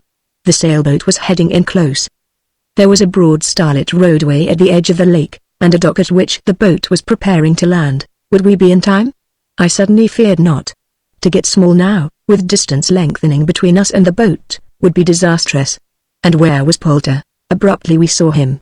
There had been only little people visible to us, none of our own height. The lake roadway by the dock was brightly starlit. As we approached the intervening patch of woods it seemed that a crowd of little people were near the dock. Polter must have been sitting. But now he rose up. We could not mistake his thick hunched figure, the lump on his shoulders clear in the starlight with the gleaming lake as a background. The crowd of little figures were milling around his knees. In the silence of the night the murmur of their voices floated over to us. "There he is!" Alan gasped. We all three checked our running. We were at the edge of the patch of woods. "By God, there he is! Let's get larger and rush him. He's only a few hundred feet away." "But Babs?" Where was Babs? "Alan, get down." I crouched, pulling Alan and Clara with me. "Don't let him see us. We can't rush him, Alan, till we find Babs. He'd see us coming and kill her." Of all the strange events that had been flung at us, I think this sudden crisis now most confused Alan and me. To get larger, or smaller? Which? Yet something had to be done at once. Clara said, "We can get through the woods best in this size. We won't be seen and will be closer to the landing." We crouched so that the treetops were always well over us. The patch of woods was dark. A soil of black loam was under us, a thick soft underbrush reached our knees, and lacy, flexible leaves and branches were about shoulder height. We pushed them aside, forcing our way softly forward. It was not far. The little murmuring voices of the crowd grew louder. Presently we were crouching at the other edge of the woods. I softly shoved the tree branches aside until we could all three get a clear view of the strange scene now directly before us, and I saw a toy dock, at which a 20-foot, barge-like open sailboat was landing, a narrow starlit roadway, crowded with a milling throng of people all no more than 1.5 feet in height. The crowd milled almost to where we were crouching, unseen in the shrubbery. Across the road by the dock, Polter stood with the crowd down around his knees. In height he seemed the old familiar Polter. Bareheaded, with his shaggy black hair shot with white. He was dressed in Earth fashion, narrow black evening trousers and a white shirt and collar with flowing black tie. I saw at once what Alan had noticed, the change in him. an abnormality of age. I would have called him now 40, or older. Beyond even that there was an abnormality. A man old before his time, or younger than he should have been for the years he had lived. An indescribable mingling of something of the two worlds, perhaps. It marked him with a look at once unnatural and sinister. These were instant impressions. Clara was plucking at me. On the white chest of his shirt, something is there. Poulter was coatless, with snowy white shirt and cuffs to his thick wrists. He was no more than 50 feet from us. On his shirt bosom something golden in color was hanging like a large bauble, an ornament, an insignia. It was strapped tightly there with a band about his chest, a cord, like a necklace chain, up to his thick hunched neck, and other chains down to his belt. I stared at it. An ornament, like a cube held flat against his shirt front, a little golden cube, ornate with tiny bars. I heard Alan murmuring, "A cage. Why, George, it's..." And then, simultaneously, realization struck me. It was a golden cage strapped there. And I seemed to see that there was something in it. A tiny figure? "Babs, I think he has her there," Clara murmured. "You see the little box with bars? The girl, Babs, is a prisoner in there." She spoke swiftly, vehemently. "He will take the boat to the island," she gripped us. "You think it really best to go?" "I do what you say. I had the wish to get to my father with these drugs." "No!" exclaimed Alan. "We must keep close to Poulter." We were ready with our pellets. But a sudden activity in the road made us pause. The crowd of little people were hostile to Poulter. A sullen hostility. They milled about him as he stood there, gazing down at them sardonically, and abruptly he shouted at them in English. "You speak my language, some of you. Then listen." The crowd fell silent. "Listen. This is your future queen. Can you see her? She is small now. But she has the magic power. Soon she will be large, like me." The crowd was shouting again. It surged forward, but it lacked a leader, and those in advance shoved backward in fear. Poulter spoke again. "This girl from my world, you will like her. She is kind and very beautiful. When she is large, you will see how beautiful." A small stone suddenly came up from the throng of little people and struck Poulter on the shoulder. Then another. The crowd, emboldened, made a rush, surged against his legs. He shouted, "You do that? Why, how dare you? I show you what giants do when you make them angry." From down by his knees he plucked the small figure of man. The crowd scattered with shouts of terror. Poulter had the struggling 18-inch figure by the wrist. He whirled it around his head like a ninepin and flung it over the canopy of the dock far out into the shimmering lake. Chapter 7. The trees around us expanded to towering forest giants. The underbrush rose up over our heads. We had taken a taste of the diminishing drug. Clara showed us how to touch it to our tongue several times, to adjust our size as we became smaller. It took us no more than a minute to diminish. We could hear the roar of the crowd, and Poulter's voice shouting. We ran forward through the great forest. It was a fair distance out to the starlit road. We saw it as a wide shining esplanade. The people now were giants twice our height. Poulter, himself towering with a seeming 50-foot stature, was standing by the gigantic canopy of the dock. He had dispersed the crowd. There was an open space on the esplanade, a run for us of about 100 feet. "We've got to chance it," I murmured. "Make a run for it now." We darted across. In the confusion, with all eyes centered on Poulter, we escaped discovery. It was dim under the dock canopy. Poulter had backed from the road and was walking to the barge. It lay like the length of an ocean liner, its sail looming an enormous spread above it. The gunwale was level with the dock. A dozen or more 50-foot men were greeting Poulter. They were amidships. I realize now that in those moments as we scurried aboard like wharf rats, we took wild chances. We made for the stern, which momentarily was unoccupied. To Poulter and his men we were 8 or 9 inches tall. We dropped over the gunwale, slid down the 30 or 40-foot incline of the interior and landed on the bottom of the boat. There were many places where we could safely hide. A litter of gigantic rope strands was around us. We could see the bottom of a crossbench looming overhead, and the great curving sides of the vessel with the gunwales outlined against the starlight. The boat left the dock in a moment. The sail bellied out, enormous over us. 10 feet forward from us the towering figure of a man sat on a bench with a steering mechanism before him. Further on, the other men were dispersed, with 1 or 2 in the distant bow. Poulter reclined on a cushioned couch amidships. Looking along the dark widely level bottom of the boat there were only the feet and legs of men visible. Alan whispered, "Let's get closer." We were insects soundlessly scuttling unnoticed in the dimness. It was noisy down here, the clank of the steering mechanism, the swish and surge of the water against the hull, the voices of the men. We passed the boots of the seated helmsman, and found another hiding place near a polter. We could see his giant length plainly. None of the other men were near him. He was reclining on an elbow, stretched at ease on a cushion. And at the moment, he was fumbling with the chains that fastened the little golden cage to his chest. The cage was double its former size to us now. A shaft of pale light came down, reflected from the great sail surface overhead. It struck the bars of the cage. We could see a small figure in there. Then we heard Polter's voice. "I will let you out, Babs. You come out, sit on my hand and talk with me. That will be nice. We have a little time." He unfastened the cage and put it on the cushion beside him. He was still propped up on one elbow. "I let you out, now. Be careful, Babs." My heart was almost smothering me. "Alan. We've got to get still closer. Try something.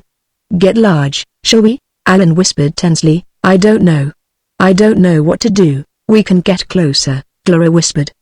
"But never larger, not here. They would discover us too soon." We crept forward.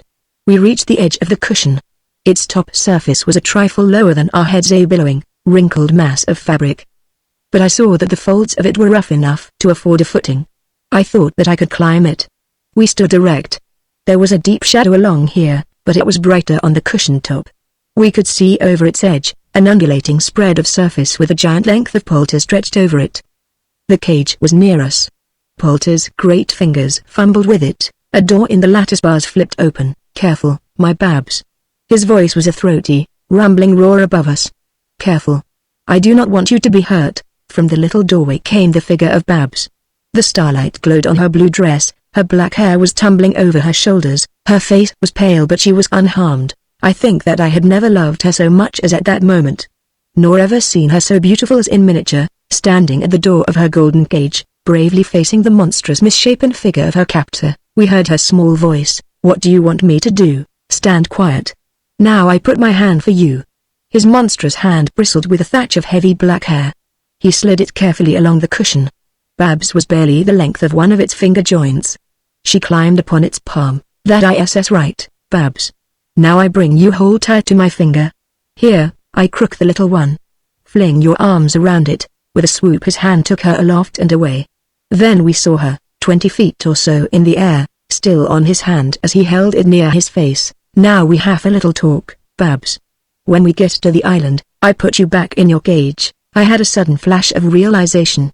There was something I could do. I know now my judgment was bad. I recall it struck me that Alan would want to do it also. And, perhaps, even Clara. But that wouldn't work. My chances, however desperate, were better alone. Clara and Alan in our present size could doubtless disembark safely. Clara knew the layout of the island. And she could follow Polter. Alan and Clara were standing beside me, peering over that billowing cushion spread toward the distant giant palm with Babs standing upon it.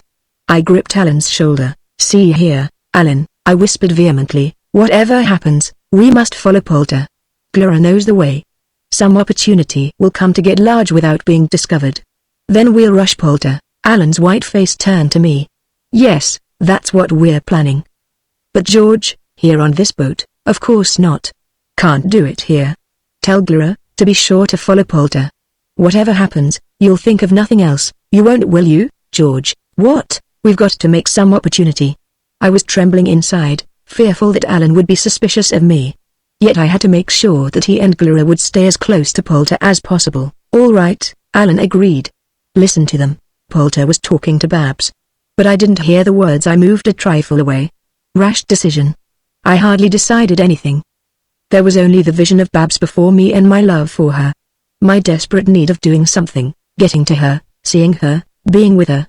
I wanted her near my own size again, as through the blessed normality of that would rationalize and lessen her danger. If only I had been less rash. If only back there in that tunnel I had stopped to see what it was my foot kicked against. I slid away. Alan and Clara did not notice it. They were whispering together and gazing over the cushion at Babs. In the shadow of the cushion I moved some 10 feet. On the undulating top of the cushion the little golden cage stood with its lattice door open. It was a few feet from my face. I fumbled at my belt for the diminishing vial. I found one pellet left. Well, that would be enough.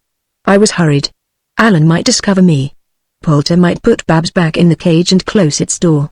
We might be near the island already, and the confusion, the activity of disembarking would defeat me. 1,000 things might happen. I touched the pellet to my tongue. In a few seconds the drug action had come and passed. The cushion top loomed well over my head. The side was a ridged, indescribably unnatural vista of cliff wall. The fabric was coarse with hairy strands, dented into little ravines and crevices.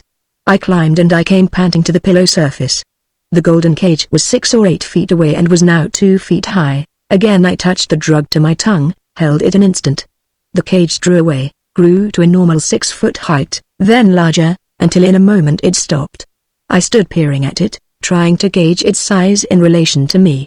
I wanted so intensely now to appear normal in Babs' eyes. The cage seemed about 10 feet high. A little less, possibly.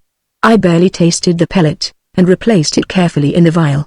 I could only hope its efficacy would be preserved. I had to chance that I wouldn't be seen while crossing this billowy expanse. I ran. The rope strands of the fabric now had spaces between their curving surfaces. The cage was a shining golden house, set on this wide rolling area. Far in the distance there was a blur of Polter's reclining body. I reached the cage. It was a room about 10 feet square and equally as high. Walled solid, top and bottom, and on 3 sides. The front was a lattice of bars, with a narrow 6-foot doorway, standing open now. I dashed in.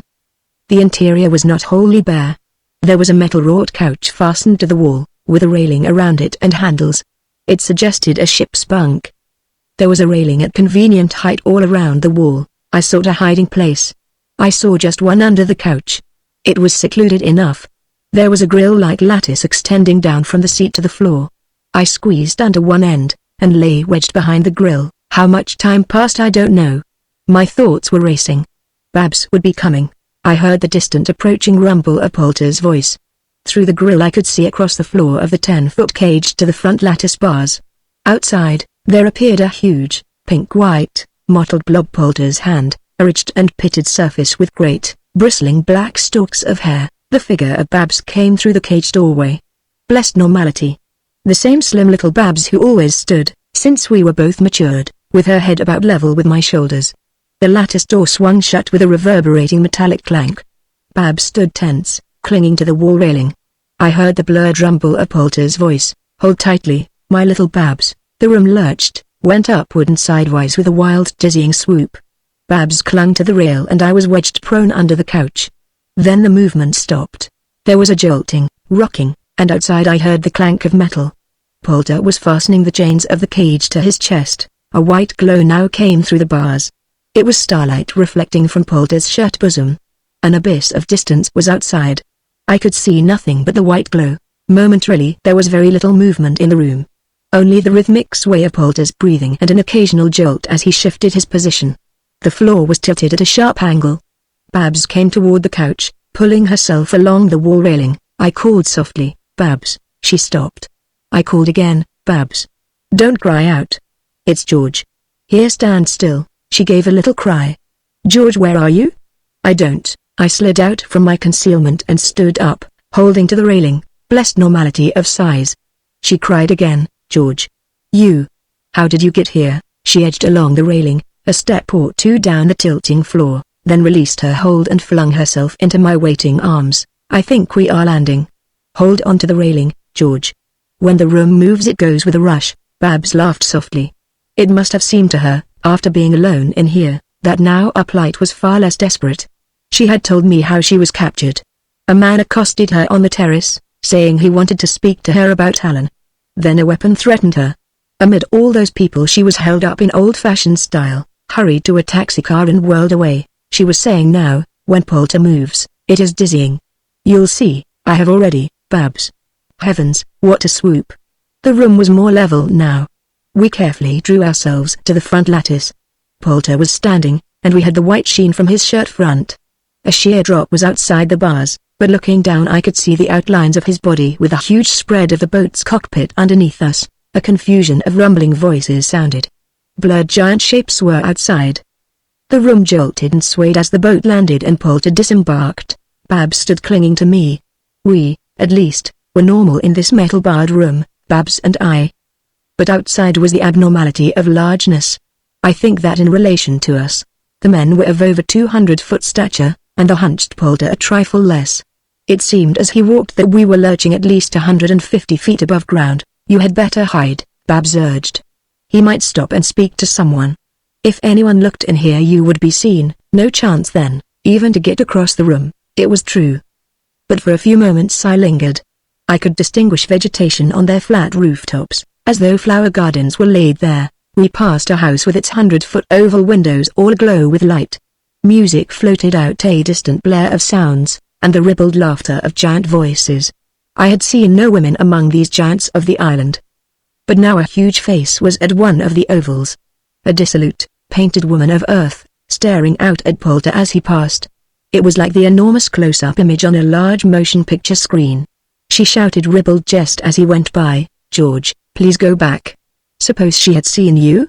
We were ascending a hill. A distance ahead a great oblong building loomed like a giant's palace, which indeed it was. We headed for it, passed through a vast arching doorway into the greater dimness of an echoing interior. I scurried back across the lurching room and again wedged myself under the couch. Babs stood at the lattice 10 feet away. We dared to talk in low tones. The rumbling voices and footsteps outside would make our tiny voices inaudible to Poulter. I was tense with my plans. I had told them to Babs. With the one remaining partially used pellet of the diminishing drug we could make ourselves small enough to walk out through the bars. Then my black vial of the enlarging drug, as yet unused, would take us up, out to our own world. We could not use the drugs now. But the chance might come when Poulter would set the cage on the ground, or somewhere so that we might climb down from it, with a chance to hide and get large before we were discovered. I would fight our way upward. All I needed was a fair start in size, but I lay now with doubts assailing me. This was the first moment I had had for calm thoughts, though in truth they were far from calm. Were Alan and Glura following us now? I could only hope so. Once out of this, Babs and I would have to rejoin them. But how? Panic swept me. I shouldn't have left them. Or at least I should have told them what I was trying to do, and given Alan a chance to plan. The panic grew. The premonition of disaster. From my belt I took the opalescent vial with its one partially used pellet. I dumped the pellet out. It was spoiling. The exposure to the air and the moisture of my tongue had ruined it. I realized the catastrophe, as I held its crumbling, deliquescing fragments on my palm. It melted into vapor and was gone. We couldn't make ourselves smaller. Now we'd have to wait until Poulter opened the cage. But once outside, the enlarging drug would give us our chance to fight our way upward. My trembling fingers sought the black vial in my belt. It wasn't there. My mind flung back. In that tunnel, something had dropped and I had kicked it. Accursed chance. My accursed, heedless stupidity. I had lost the black vial. We were helpless. Gauged. Marooned here in a size microscopic. Chapter 8. I lay concealed and Babs stood at the lattice of our cage room. I was aware that Poulter had entered some vast apartment of this giant palace. The light outside was brighter. I heard voices, Poulter's and another man's. I could see the distant monster shape of one. He was at first so far away that all his outline was visible. A seated man in a huge white room. I thought there were great shelves with enormous bottles. The spread of tabletops passed under our cage as Poulter walked by them. They held a litter of apparatus, and there was the smell of chemicals in the air. This seemed to be a laboratory. The man stood up to greet Poulter. I had a glimpse of his head and shoulders. He wore a white linen coat, open, soft collar and black tie. He seemed an old man, queerly old, with snow-white hair. I had an instant of whirling impressions. Something was familiar about his face. It was wrinkled and seamed with lines of age and care. There were gentle blue eyes. Then all I could see was the vast spread of his white shirt and coat, a black splotch of his tie outside our bars. As Poulter faced him, Babs gave a low cry. Why dear God. And then I knew. And Poulter's words were not needed, though I heard their rumble. I am back again, Kent. Are you still rebellious? You have still determined to compound no more of our drugs? You would rather I killed you? Then see what I have here. This little cage, someone. It was Dr. Kent whom he addressed. He must have been here all these years. Babs turned her white face toward me. George, it's father. He's alive. Quiet, Babs. Don't let him know I'm here. Remember, the old man recognized her. Babs. It was an agonized cry. The blur of him was gone as he sank down into his chair. Poulter continued standing. I could envisage his sardonic grin. From over us came Poulter's rumble. She is glad to see you, Kent. I have her here, safe. You always knew I would never be satisfied until I had my little Babs? Well, now I have her.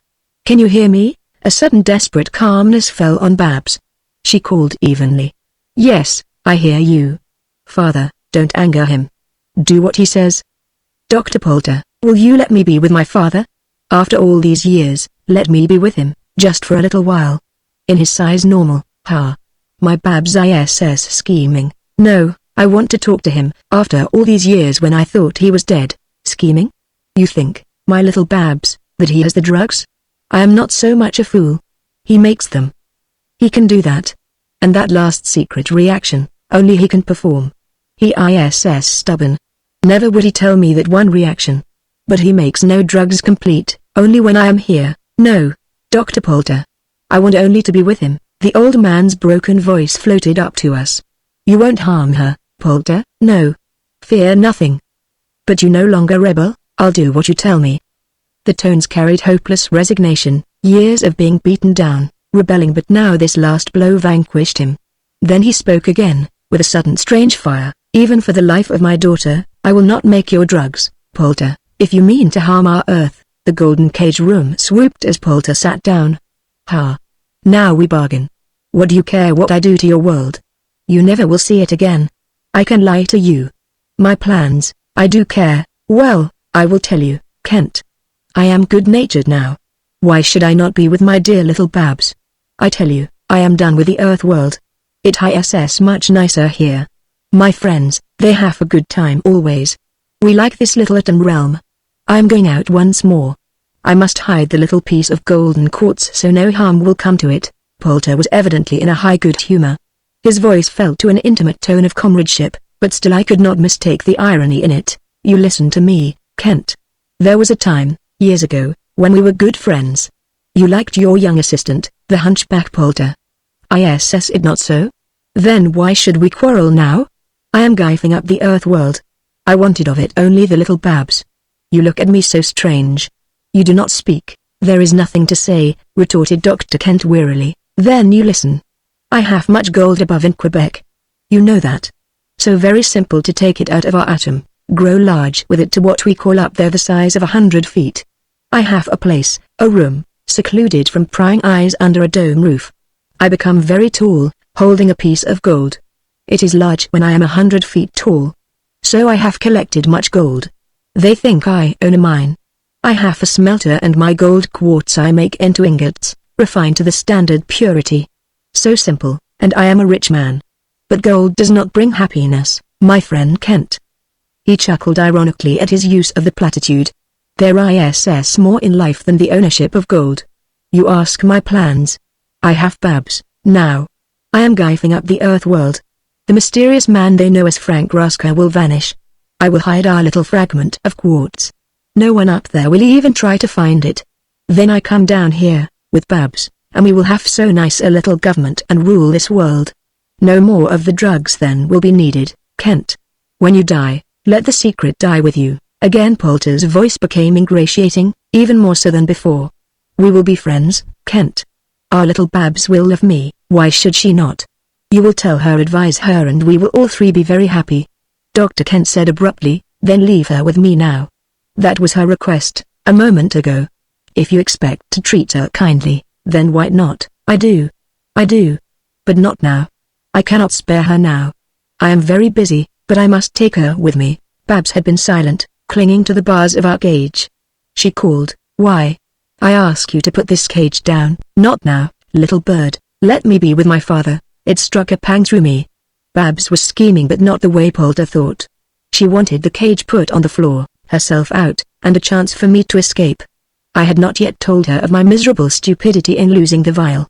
Poulter was repeating, no, little bird. Presently, not now. I will take you with me on my last trip out. I want to talk with you in normal size when I have time. Our room swooped as he stood up. You think over what I have said, Kent. You get ready now to make the fresh drugs I will need to bring down all my men from the outer world. They will all be glad to come, or, if not, well, we can easily kill those who refuse. You make the drugs. I need plenty. Will you? Yes, that is good. I come back soon and give you the catalyst for that last reaction. Will you be ready? Yes. The blur outside our bars swung with a dizzying whirl as Poulter turned and left the room, locking its door after him with a reverberating clank. Left alone in his laboratory, Dr. Kent began his preparations for making a fresh supply of the drugs. This room, with two smaller ones adjoining, was at once his workshop and his prison. He stood at his shelves, selecting the basic chemicals. He could not complete the final compounds. The catalyst which was necessary for the final reaction would be brought to him by Poulter. How long he worked there with his thoughts in a whirl at seeing Babs, he did not know. His movements were automatic, he had done all this so many times before. His mind was confused, and he was trembling from head to foot, an old, queerly, unnaturally old man now unnerved. His fingers could hardly hold the test tubes, his thoughts were flying. Babs was here, come down from the world above. It was disaster, the thing he had feared all these years. He suddenly heard a voice, "Father," and again, "Father." A tiny voice, down by his shoe tops. Two small figures were there on the floor beside him. They were both panting, winded by running. They were enlarging. It was Alan and Clara, who had followed Poulter from the boat, then diminished again and had come running through the tiny crack under the metal door of the laboratory. They grew to a foot in size, down by Dr. Kent's legs. He was too unnerved to stand. He sat in a chair while Alan swiftly told him what had happened. Babs was in the golden cage. Dr. Kent knew that, but none of them knew what had happened to me. We must make you small, Father. We have the drugs, here with us. Yes. How much have you? Show me. Oh, my boy, that you are here, and Babs, don't you worry. We'll get away from him. Clara and Alan had almost reached Dr. Kent's size before their excited fingers could get out the vials. They took some of the diminishing drug to check their growth. Alan handed his father a black vial. Yes, lad, no. Wait, that's the wrong drug. This other. Dr. Kent had opened the vial. His trembling hand spilled some of the pellets, but none of them noticed it. Father, this one. Alan held an opalescent vial. Take this one, Clara said abruptly. Listen. Is that someone coming? They thought they heard approaching footsteps. A moment passed but no one came into the room. Hurry, urged Clara. That was nothing. We're waiting too long, my boy Alan, after all these years. As they were about to take the diminishing drug, a very queer sound came from across the room. A scuttling, scratching, and the drone of wings. God, Father, look, over by the wall, a giant fly was running across the floor. The fly had eaten some of the sweetish powder. The enlarging drug was loose, a few drops of water lay mingled with the drug on the floor. And from the water nameless hideous things were rising. Chapter 9. To Alan, the first moments that followed the escape of the drug were the most horrible of his life. The discovery struck old Dr. Kent, Clara and Alan into a numb, blank confusion. They stood transfixed, staring with cold terror at the fly which was scurrying along the floor close to the wall. It was already as large as Alan's hand. It ran into the corner, hit the wall in its confused alarm, and turned back. Its wings were droning with an audible hum. It reared itself on its hairy legs, lifted and sailed across the room. As though drawn by a magnet, Alan turned to watch it. It landed on the wall. Alan was aware of Dr. Kent rushing with trembling steps to a shelf where bottles stood. Clara was stricken into immobility. The blood draining from her face, the fly flew again.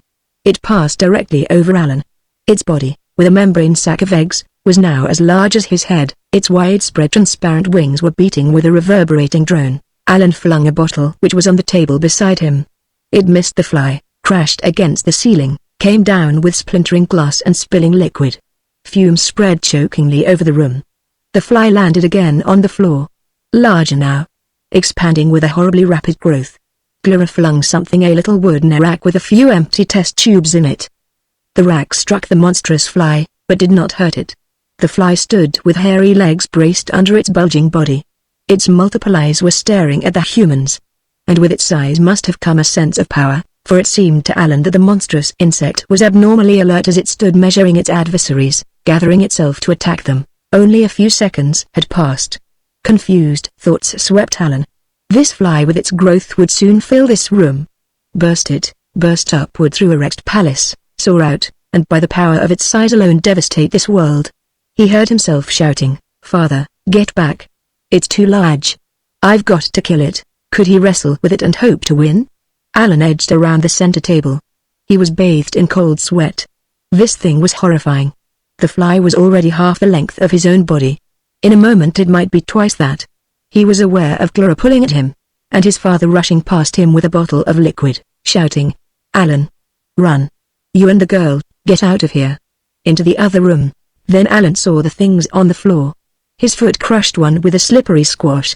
Nameless, hideous, noisome things grown monstrous, risen from their lurking invisibility in the drops of water. Sodden, grey-black and green-slimed monsters of the deep, palpitating masses of pulp. One lay rocking, already as large as a football with streamers of ooze hanging from it, and squirting a black inky fluid. Others were rods of red jelly pulp, already as large as lead pencils, quivering, twitching. Disease germs, these ghastly things, enlarging from the invisibility of a drop of water. The fly landed with a thud on the center table. The fumes of the shattered bottle of chemicals were choking Alan. He flung himself toward the monster fly, but Clara held him. "No. Escape to the other room." Dr. Kent was stamping the things upon the floor, pouring acids upon them. Some eluded him. The air in the room was unbreathable. Alan and Clara reached the bedroom. The laboratory was a hideous chaos. They were aware of its outer door opening, disclosing the figure of Poulter who, undoubtedly, had been attracted by the noise. He shouted a startled oath. Alan heard it above the beating wings of the monstrous fly. Things lurched at the opened door. Poulter banged it upon them and rushed away, shouting the alarm through the palace. Dr. Kent was stammering, "Not the enlarging drug, Clara, child. The other." "Hurry." Alan helped Clara with the opalescent vial. Things were lurching toward this room, from the laboratory. Alan, with averted face, choked by the incoming fumes, slammed the door upon the gruesome turmoil. They took the diminishing drug. The bedroom expanded. The hideous sounds from the laboratory, and the whole palace now ringing with a wild alarm, soon faded into blessed remoteness of distance. "I think this is the way, Alan. Off there a doorway from my bedroom. Poulter always kept it locked, but it leads into a corridor. We must get out of here. A crack under the door, is that it, off there?" Dr. Kent pointed into the gloomy blur of distance. "We're horribly small, it's so far to run and I've lost my sense of direction." The drug had ceased its action. The wooden floor of the room had expanded to a spread of cellular surface, ridged with broken, tube-like tunnels, pits and jagged cave mouths. A knothole yawned like a crater 100 feet away. "We are too small," Clara protested hurriedly.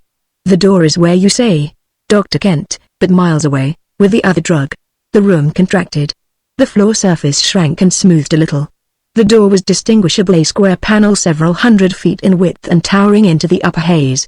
The black line of the crack was visible along its bottom. They ran to it. The top of the crack was 10 feet above their heads. They ran under, across the wide intervening darkness toward a glow of light. Then they came from under the door into a corridor and shrank against a cliff wall as with a rush of wind and pounding tread the blurred shapes of a man's huge feet and legs rushed past. The upper air was filled with rumbling shouts. "We must chance it!" exclaimed Dr. Kent. "It's too far in this size. We must get larger, and if they see us, we'll fight our way out." In the turmoil of the doomed palace no one noticed them. They cast aside all restraint. It was too dangerous to wait. The excessive dose they took of the drug made the corridor shrink with dizzying speed. They rushed along its length. Alan held a little man aside who was in their path. They were already larger than Poulter's people. They squeezed out of a shrinking doorway. The dwindling island was a turmoil. Little figures were pouring from the palace. At the edge of the water, Alan, Clara and Dr. Kent stood for an instant looking behind them. The palace was rocking. Its roof heaved upward and then smashed and fell aside with a clatter of tumbling masonry. The monstrous fly, its hideous face mashed and oozing, reared itself up and, with broken torn wings, tried to soar away. But it could not. It slipped back. The drone and buzz of its fright sounded over the chaos of noise. Other things came lurching and twisting upward, slithering out. The expanding body of the fly was pushing the palace walls outward. In a moment it collapsed and the fly emerged. To Alan and his companions the scene was all shrinking into a miniature chaos of horror at their shoetops. A diminuendo of screams mingled down there. Overhead were the stars, shining peacefully remote. Nearby lay a rapidly narrowing channel of shining water. A tiny city was across it. Lights were moving. The panic had spread from the island to Oina. Beyond the tiny city was a range of mountains, a cliff, gleaming in the starlight, and tunnel mouths. Suddenly against the stars off there, Alan saw the enlarging figure of Poulter, his hunched shape unmistakable. He was facing the other way. He lunged and scrambled into a yawning black hole in the mountains. Poulter was escaping. None of these people except himself had the drugs. He was escaping with the golden cage, out of this doomed atomic world to the earth above. Clara murmured, "There is our way out." "Your way?" "And that is Poulter going. I do not think he saw us. So much is growing gigantic here." Dr. Kent muttered, "We will wait a moment, wade across or leap over, and follow him out." "Babs is with him, dear God, I hope so." "This is a doomed realm." Alan held Clara close.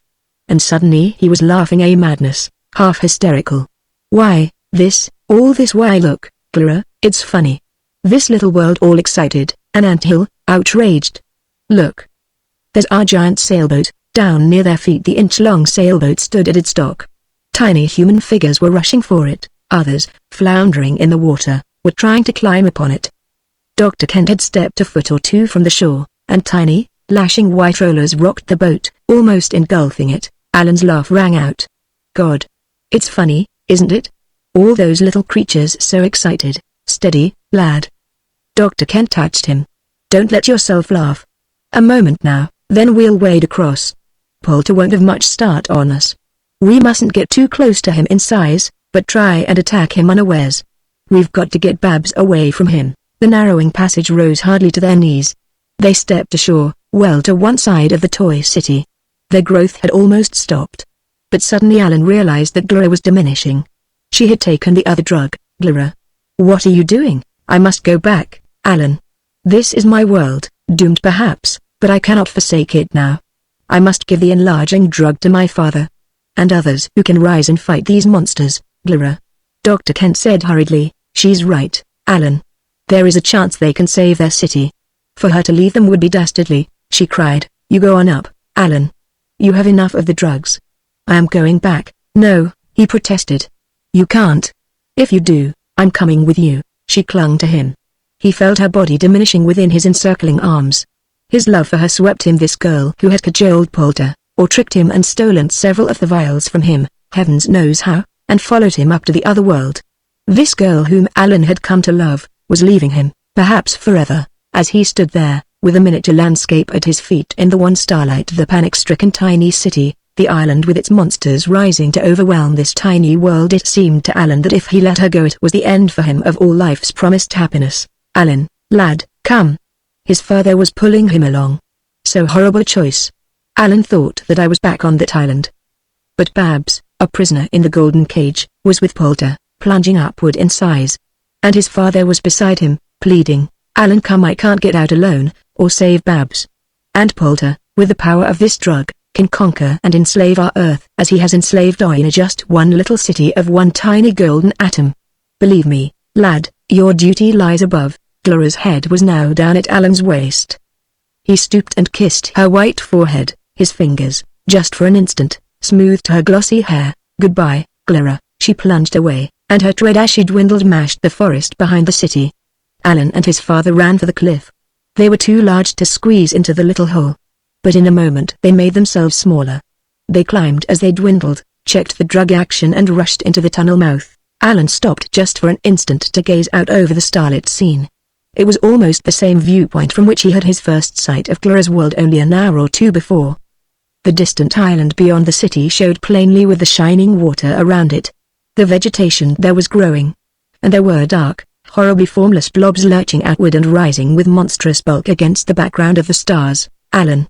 Come, lad." With a prayer for Clara trembling on his lips, Alan plunged into the dim phosphorescent gloom of the tunnel. Chapter 10.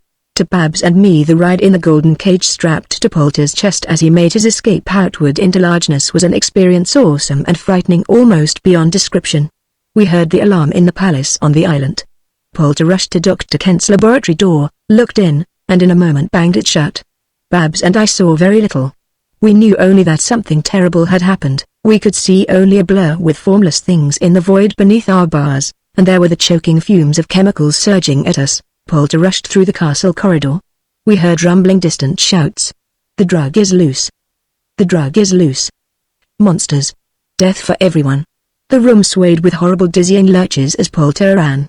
We clung to the lattice bars, our legs and arms entwined. There were moments when Poulter leapt, or suddenly stooped, and our reeling senses all but faded. "Babs. Don't let go. Don't lose consciousness." If she should be limp, here in this lurching room, her body to be flung back and forth across its confines. That would be death in a moment.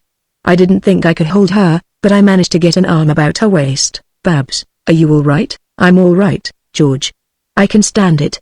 Where he is enlarging. Yes, I saw water far beneath us, lashed into a turmoil of foam with Poulter's wading steps. There was a brief swaying vista of a toy city, starlight overhead, a lurching swaying miniature of landscape as Poulter ran for the towering cliffs. Then he climbed and scrambled into the tunnel mouth. Had he turned at that instant, doubtless he would have seen the rising distant figures of Glura, Alan and Dr. Kent. But evidently he didn't see them. Nor did we. Poulter spoke only very occasionally to Babs. Hold tightly. It was a rumbling voice from above us. He made no move to touch the cage, except that a few times the great blur of his hand came up to adjust its angle. The lurching and jolting was less violent in the tunnel. Poulter's frenzy to escape was subsiding into calmness. He traversed the tunnel with a methodical stride. We were aware of him climbing over the noisome litter of the dead giant's body which blocked the tunnel's further end. We heard his astonished exclamations. But evidently he did not suspect what had happened, thinking only that the stupid messenger had miscalculated his growth and had been crushed. We emerged into a less dim area. Poulter did not stop at the fallen giant.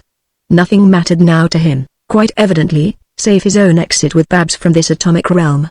His movements seemed calm, yet hurried. We realized now how different an outward journey was from the trip coming in. This was all only an inch of golden quartz. The stages upward were frequently only a matter of growth in size. The distances in this vast desert realm of golden rock always were shrinking.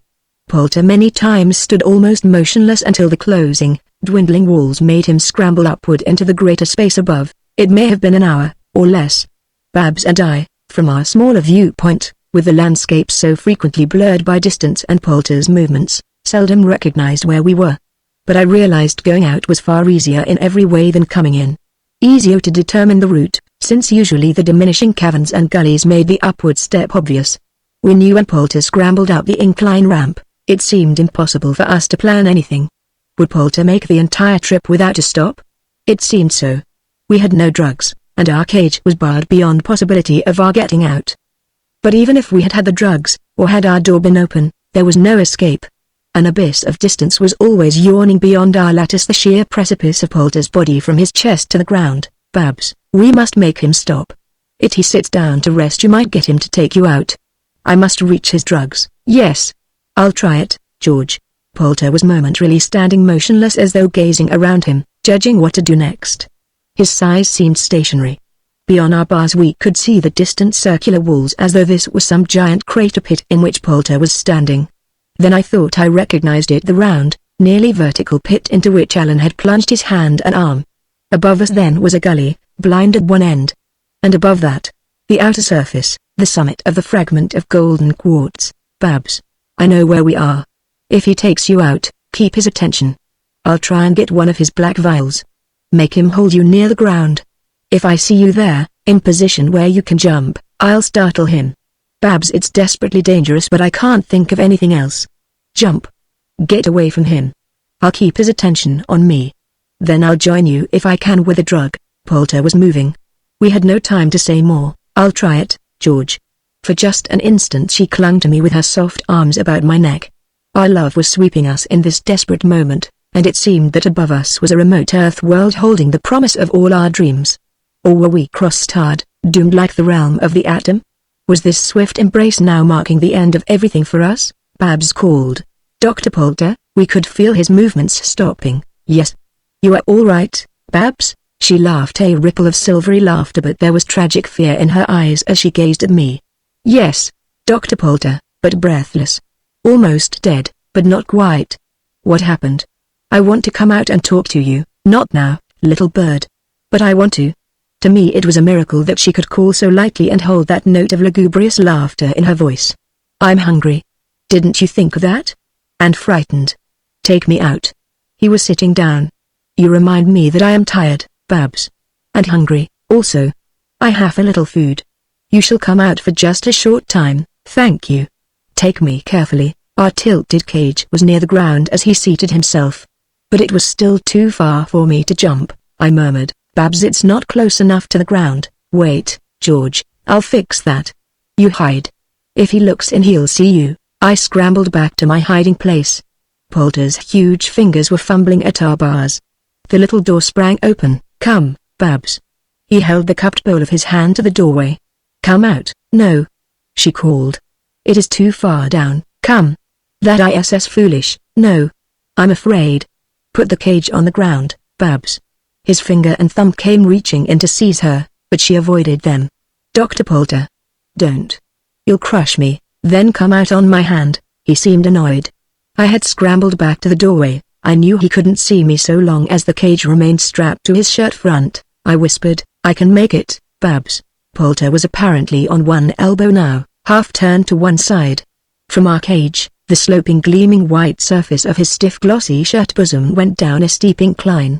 His belt was down there, and the outward bulging curve of his lap a spreading surface where I could land like a scuttling insect, unobserved, if only Babs could hold his attention. I whispered vehemently, "Try it. Go out. Leave me keep talking to him." She called instantly, "All right, then. Bring your hand closer. Carefully. It seems so high up here." She swung herself into his palm, and flung her arms about the great pillar of his crooked finger. The bowl of his hand moved slowly away. I heard her faint voice, and his overhead rumble. I chanced it. I didn't know his exact position or which way he was looking. Again I heard Babs' voice. "Careful, Dr. Poulter. Don't let me fall." "Yes, little bird." I let myself down from the tilted doorway, hung by my hand and dropped. I struck the ramp-like yielding surface of his shirt bosom. I slid, tumbling, scrambling, and landed softly in the huge folds of his trouser fabric. I was unhurt. The width of his belt, high as my body, was near me. I shrank against it. I found I could cling to its upper edge. My hold came just in time. He shifted and sat up. I was lifted with a swoop of movement. When it steadied I saw above me the top of his knee. His left leg was crooked, the foot drawn close to him. Babs was perched up there on the knee summit. His right leg was outstretched. I was at the right side of his belt. I could dart off along that curving expanse of his leg and leap to the ground. If he would hold this position. One of the pouches of his belt was near me. The vial in it was black. The enlarging drug. I moved toward it. But Babs was too high to jump from that summit of his crooked knee. I think she saw me at his belt. I heard her voice, "I cannot eat up here. It is too high. Oh, please be careful how you move. I am so dizzy, so frightened. You move with such great jerks." He had what seemed a huge surface of bread and meat. He was breaking off crumbs to put before her. I reached the pouch of his belt. The vial was as long as my body. I tugged to try and lift it out. All the giant contours of Poulter's body shifted as he cautiously moved. I clung. I saw that Babs was being held gently between his thumb and forefinger. He lowered her to the ground, and she stood beside the bread and the meat he had placed there, and she had the courage to laugh.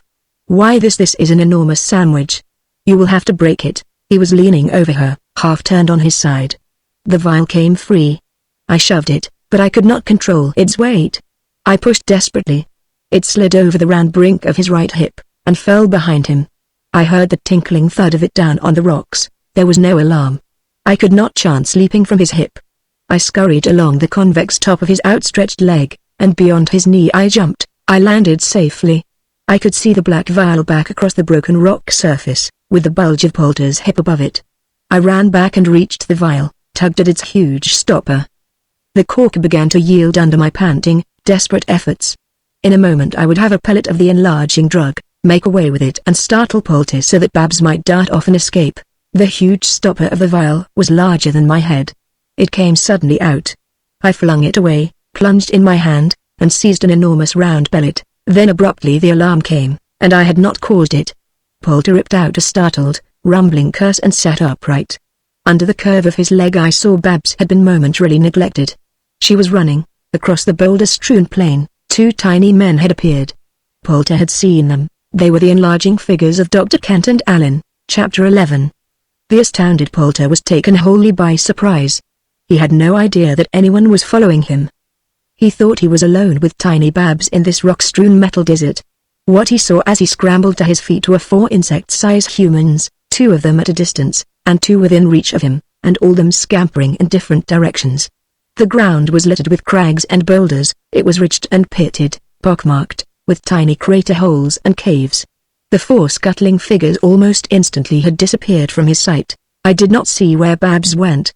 I turned from the black vial of Poulter's enlarging drug, and with the huge pellet under my arm I ran leaping over the rough ground and flung myself into a gully. I lay prone, flattened against a rock. In the murky distance of a pseudo-sky overhead, the monstrous head and shoulders of Poulter were visible. I could see down to just below his waist. The empty cage with its door flapping open hung against his shirt front. He had stooped to try and recover Babs. And instinctively his hands went to his belt to seize his enlarging drug. They were fumbling there now. He hauled out an opalescent vial of the diminishing element. But his black vial was gone. His annoyance turned into fear as he searched for it in the other compartments of his belt. I had thought that he had more than one black vial, but now it seemed not. His huge face was swept with a panic of terror. He glanced wildly around him. Through the open end of my gully I saw in the distance, miles away, the enlarging figure of Alan rising up. Then it ducked in back of a distant rising peak. Poulter undoubtedly saw it. He was fumbling with his opalescent vial. In his confused panic he made the mistake of taking the diminishing drug and instantly seemed to regret it. His girth rumbled above me. His glance went down to the rocks at his feet, and there he saw his black vial lying with its stopper out. His body already was beginning to dwindle. He stooped, seized the vial, and took the enlarging drug. The shock of it made him stagger. Momentarily he disappeared from my line of vision, but I could hear his panting breath and the unsteady pound of his footsteps. I still held that huge round ball of the drug. I seized a loose stone and frantically knocked off a chunk, heaven knows how much. I shoved it into my mouth, chewed and hastily swallowed it. And with a lurching, swaying, shrinking gully closing in upon me, I ran to get out of its distant end. I was heading toward where Alan and his fur were hiding. I came from the gully into the open, just as the walls closed behind me. The whole scene was a dizzying, blurred sway of contracting movement. I saw that I was in a circular valley now some 5 miles in diameter, with its jagged enclosing walls rising sheerly perpendicular out of sight in the haze overhead. Poulter had staggered backward. I saw him a mile or so away. His back at that instant was turned to me. He was now no more than 3 or 4 times my own height. He scrambled against the valley cliff wall as though trying to find a foothold to climb up it. He went a little way, but fell back. Near me, Alan and old Dr. Kent suddenly appeared. I was larger than they. Alan gasped with surprise. "You, George. You got Babs?" "Yes, Babs is around somewhere. Stay down here. Don't lose her in size. Stay small. Search but, George, I'll tackle Poulter. I've taken God, I don't know how much I've taken of the drug." They were shrinking down by my boot tops. Alan shouted suddenly. "There's Babs. Thank God, she's all right." She was so small that I couldn't see her, or even hear her, though she must have been calling to them. Alan again screamed up at me with his little voice. "She's here, George. You go on and get Poulter. I can't overtake you, haven't enough of the drug." His tiny voice was fading away. "Go and get him, George. This time get him." I swung with a staggering step around to face the open valley. It had by now shrunk to nearly half a mile in width. Its smooth walls rose some 2,000 or 3,000 feet to an upper circular horizon with murky distance overhead. Poulter stood across from me. He had tried to climb out but could not. He saw me and came lurching. We were a quarter of a mile from each other. I ran forward through a shifting scene of shrinking rock walls and crawling, contracting ground. Quarter of a mile? It seemed hardly more than a score of running strides before Poulter loomed close ahead of me. He was still nearly twice my size. I stooped, seized a loose boulder, and flung it. I missed his face, but, as his hand went up carrying a bare knife, by fortunate chance, the stone struck his wrist. The knife dropped to the rocks. He stooped to recover it, but I was upon him. As I felt his huge arms go about me, half lifting me, my foot struck the knife. But in an instant it was swept down into smallness beneath us as we expanded above it. Both of us now were unarmed in this combat of size. I was an immature youth in Poulter's first grip upon me. I heard his panting words, grimmily triumphant. "This George Randolph, I have been waiting for so many years. The hunchback takes his revenge now." He lifted me. His great arms were unbelievably powerful, but I could feel them dwindling. I was enlarging faster. Just a few moments, if I could last a few moments. My feet were off the ground, my chest pressed close against the little cage between us. He had a hand shoving back my head. His fingers sought my throat. I wound my legs around him, and then he tried to throw me down and fall upon me. but he had twisted and my back was against the cliff. The rocks were shoving at us, insistently pushing with almost a living movement. Poulter staggered with me.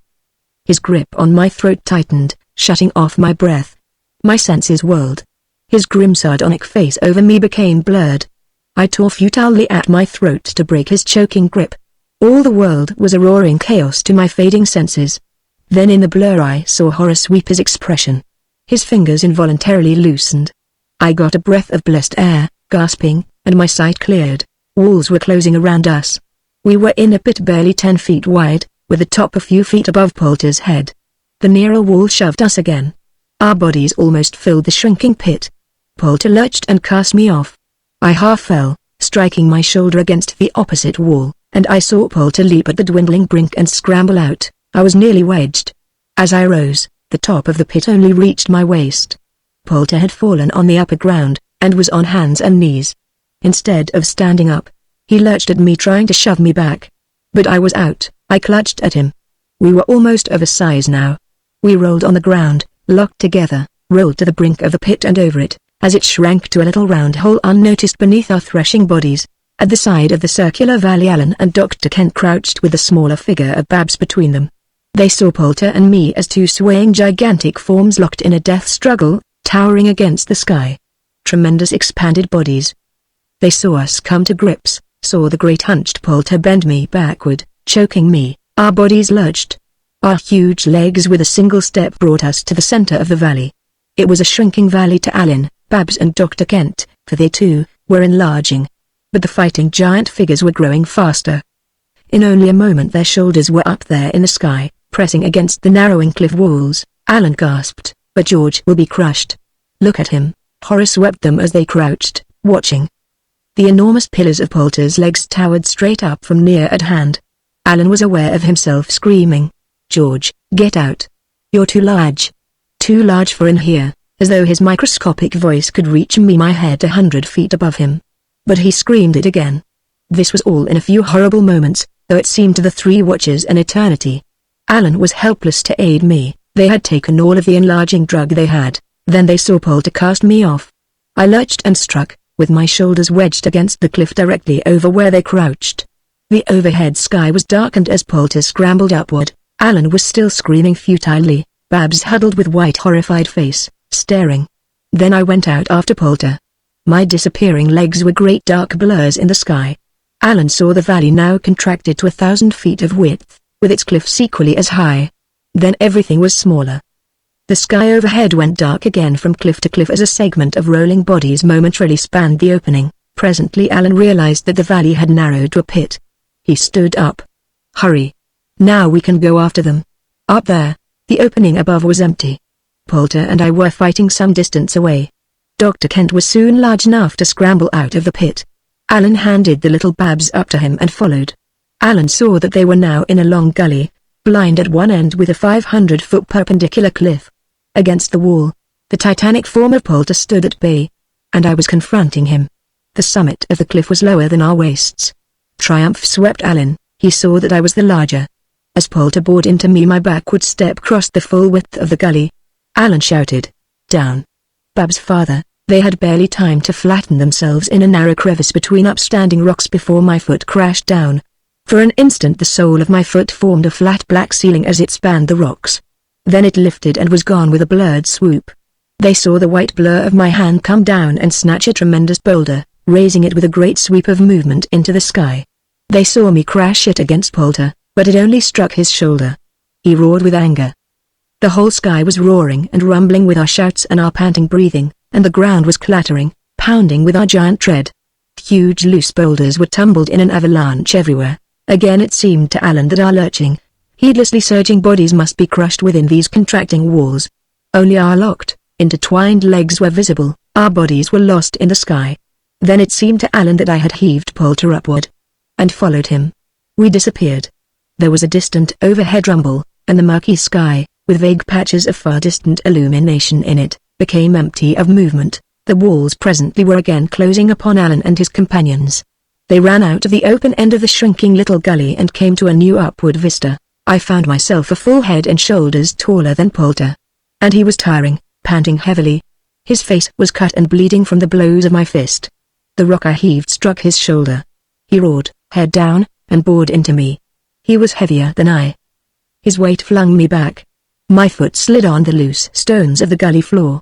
I did not know that Babs, Alan and their father were huddled under those stones. My back struck the opposite wall. Poulter's upflung knee caught me in the stomach, all but knocking the breath out of me. He was desperate, oblivious to the closing walls. And as he flung his arms with a grip about my neck, hanging, trying to bear down, I saw in his blazing dark eyes what seemed the light of suicide. I think that then, with a sudden frenzied madness, he realized that he was beaten, and tried to pull us to the ground and let the walls crush us. I summoned all my remaining strength and heaved us forward. I broke his hold.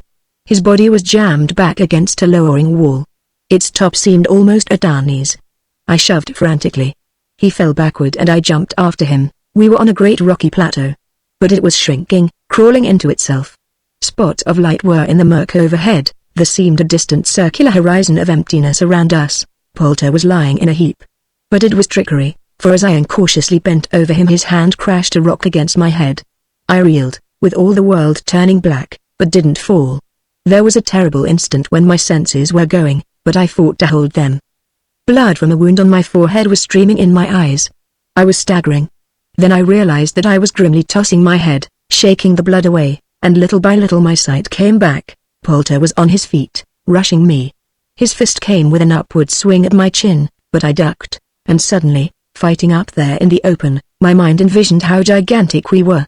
This was a great upland plateau, rounded with miles of distance and shadowy dimly radiant abyss beyond its circular horizon.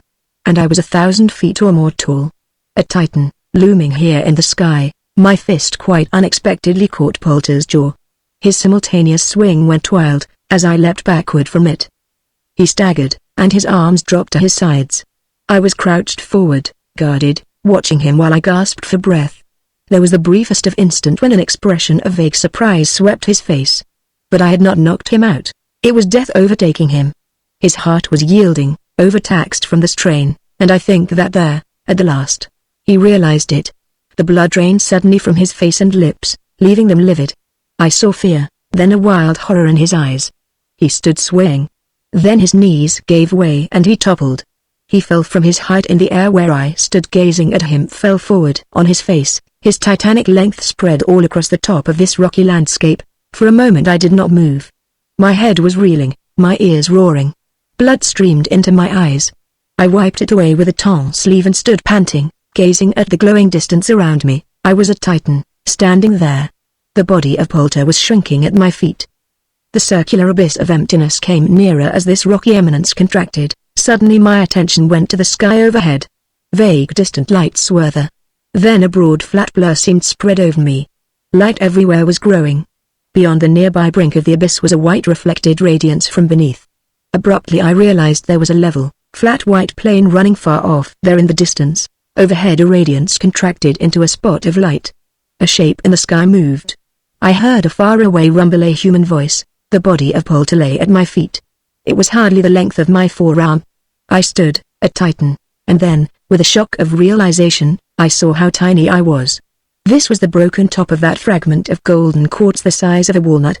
I was standing there, under the lens of the giant microscope in Poulter's dome room laboratory, with half a dozen astounded Quebec police officials peering down at me. Chapter 12. I need not detail the aftermath of our emergence from the atom.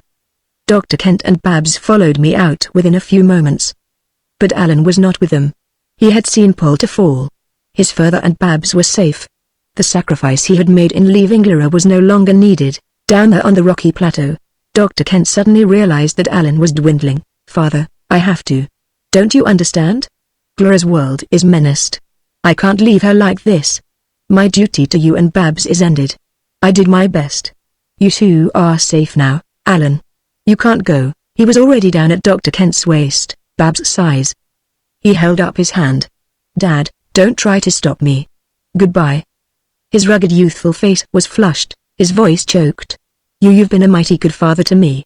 Always. Babs flung her arms about him. Alan. Don't, but I must. He smiled whimsically as he kissed her. You wouldn't want to leave George, would you? Never see him again? I'm not asking you to do that, am I? But, Alan, You've been a great little pal, Babs. But I have to go, Alan. You talk as though you were never coming back, do I?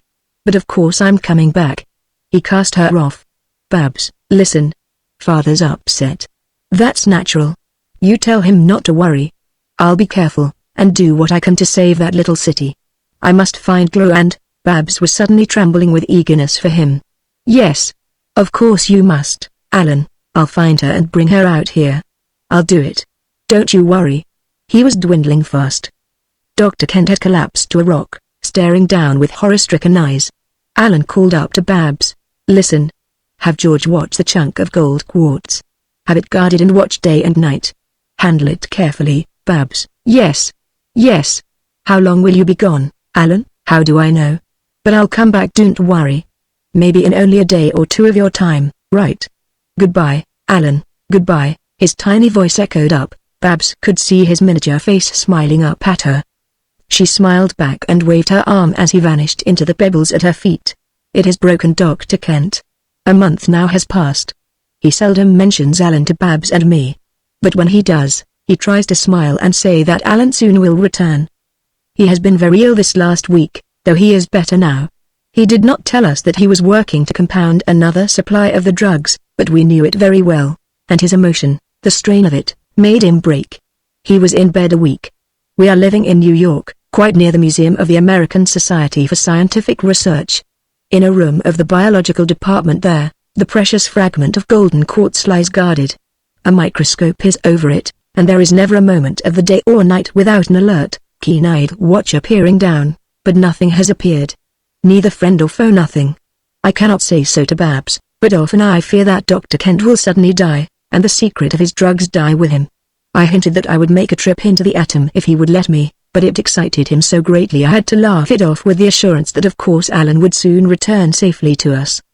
Dr. Kent is an old man now, unnaturally old, with, it seems, the full weight of 80 years pressing upon him. He cannot stand this emotion. I think he is despairingly summoning strength to work upon his drugs, fearful that at any moment, he will not be equal to it. Yet more fearful to disclose the secret and unloose such a diabolic power. There are nights when with Dr. Kent asleep, Babs and I slip away and go to the museum. We dismiss the guard for a time, and in that private room we sit by the microscope to watch. The fragment of golden quartz lies on its clean white slab with a brilliant light upon it, mysterious little golden rock. What secrets are there, down beyond the vanishing point in the realm of the infinitely small? Our human longings go to Alan and Glura, but sometimes we are swept by the greater viewpoint. Awed by the mysteries of nature, we realize how very small and unimportant we are in the vast scheme of things. We envisage the infinite reaches of astronomical space overhead. Realms of largeness unfathomable. And at our feet, everywhere, a myriad entrances into the infinitely small. With ourselves in between, with our fatuous human consciousness that we are of some importance to it all. Truly there are more things in heaven and earth than are dreamed of in our philosophy.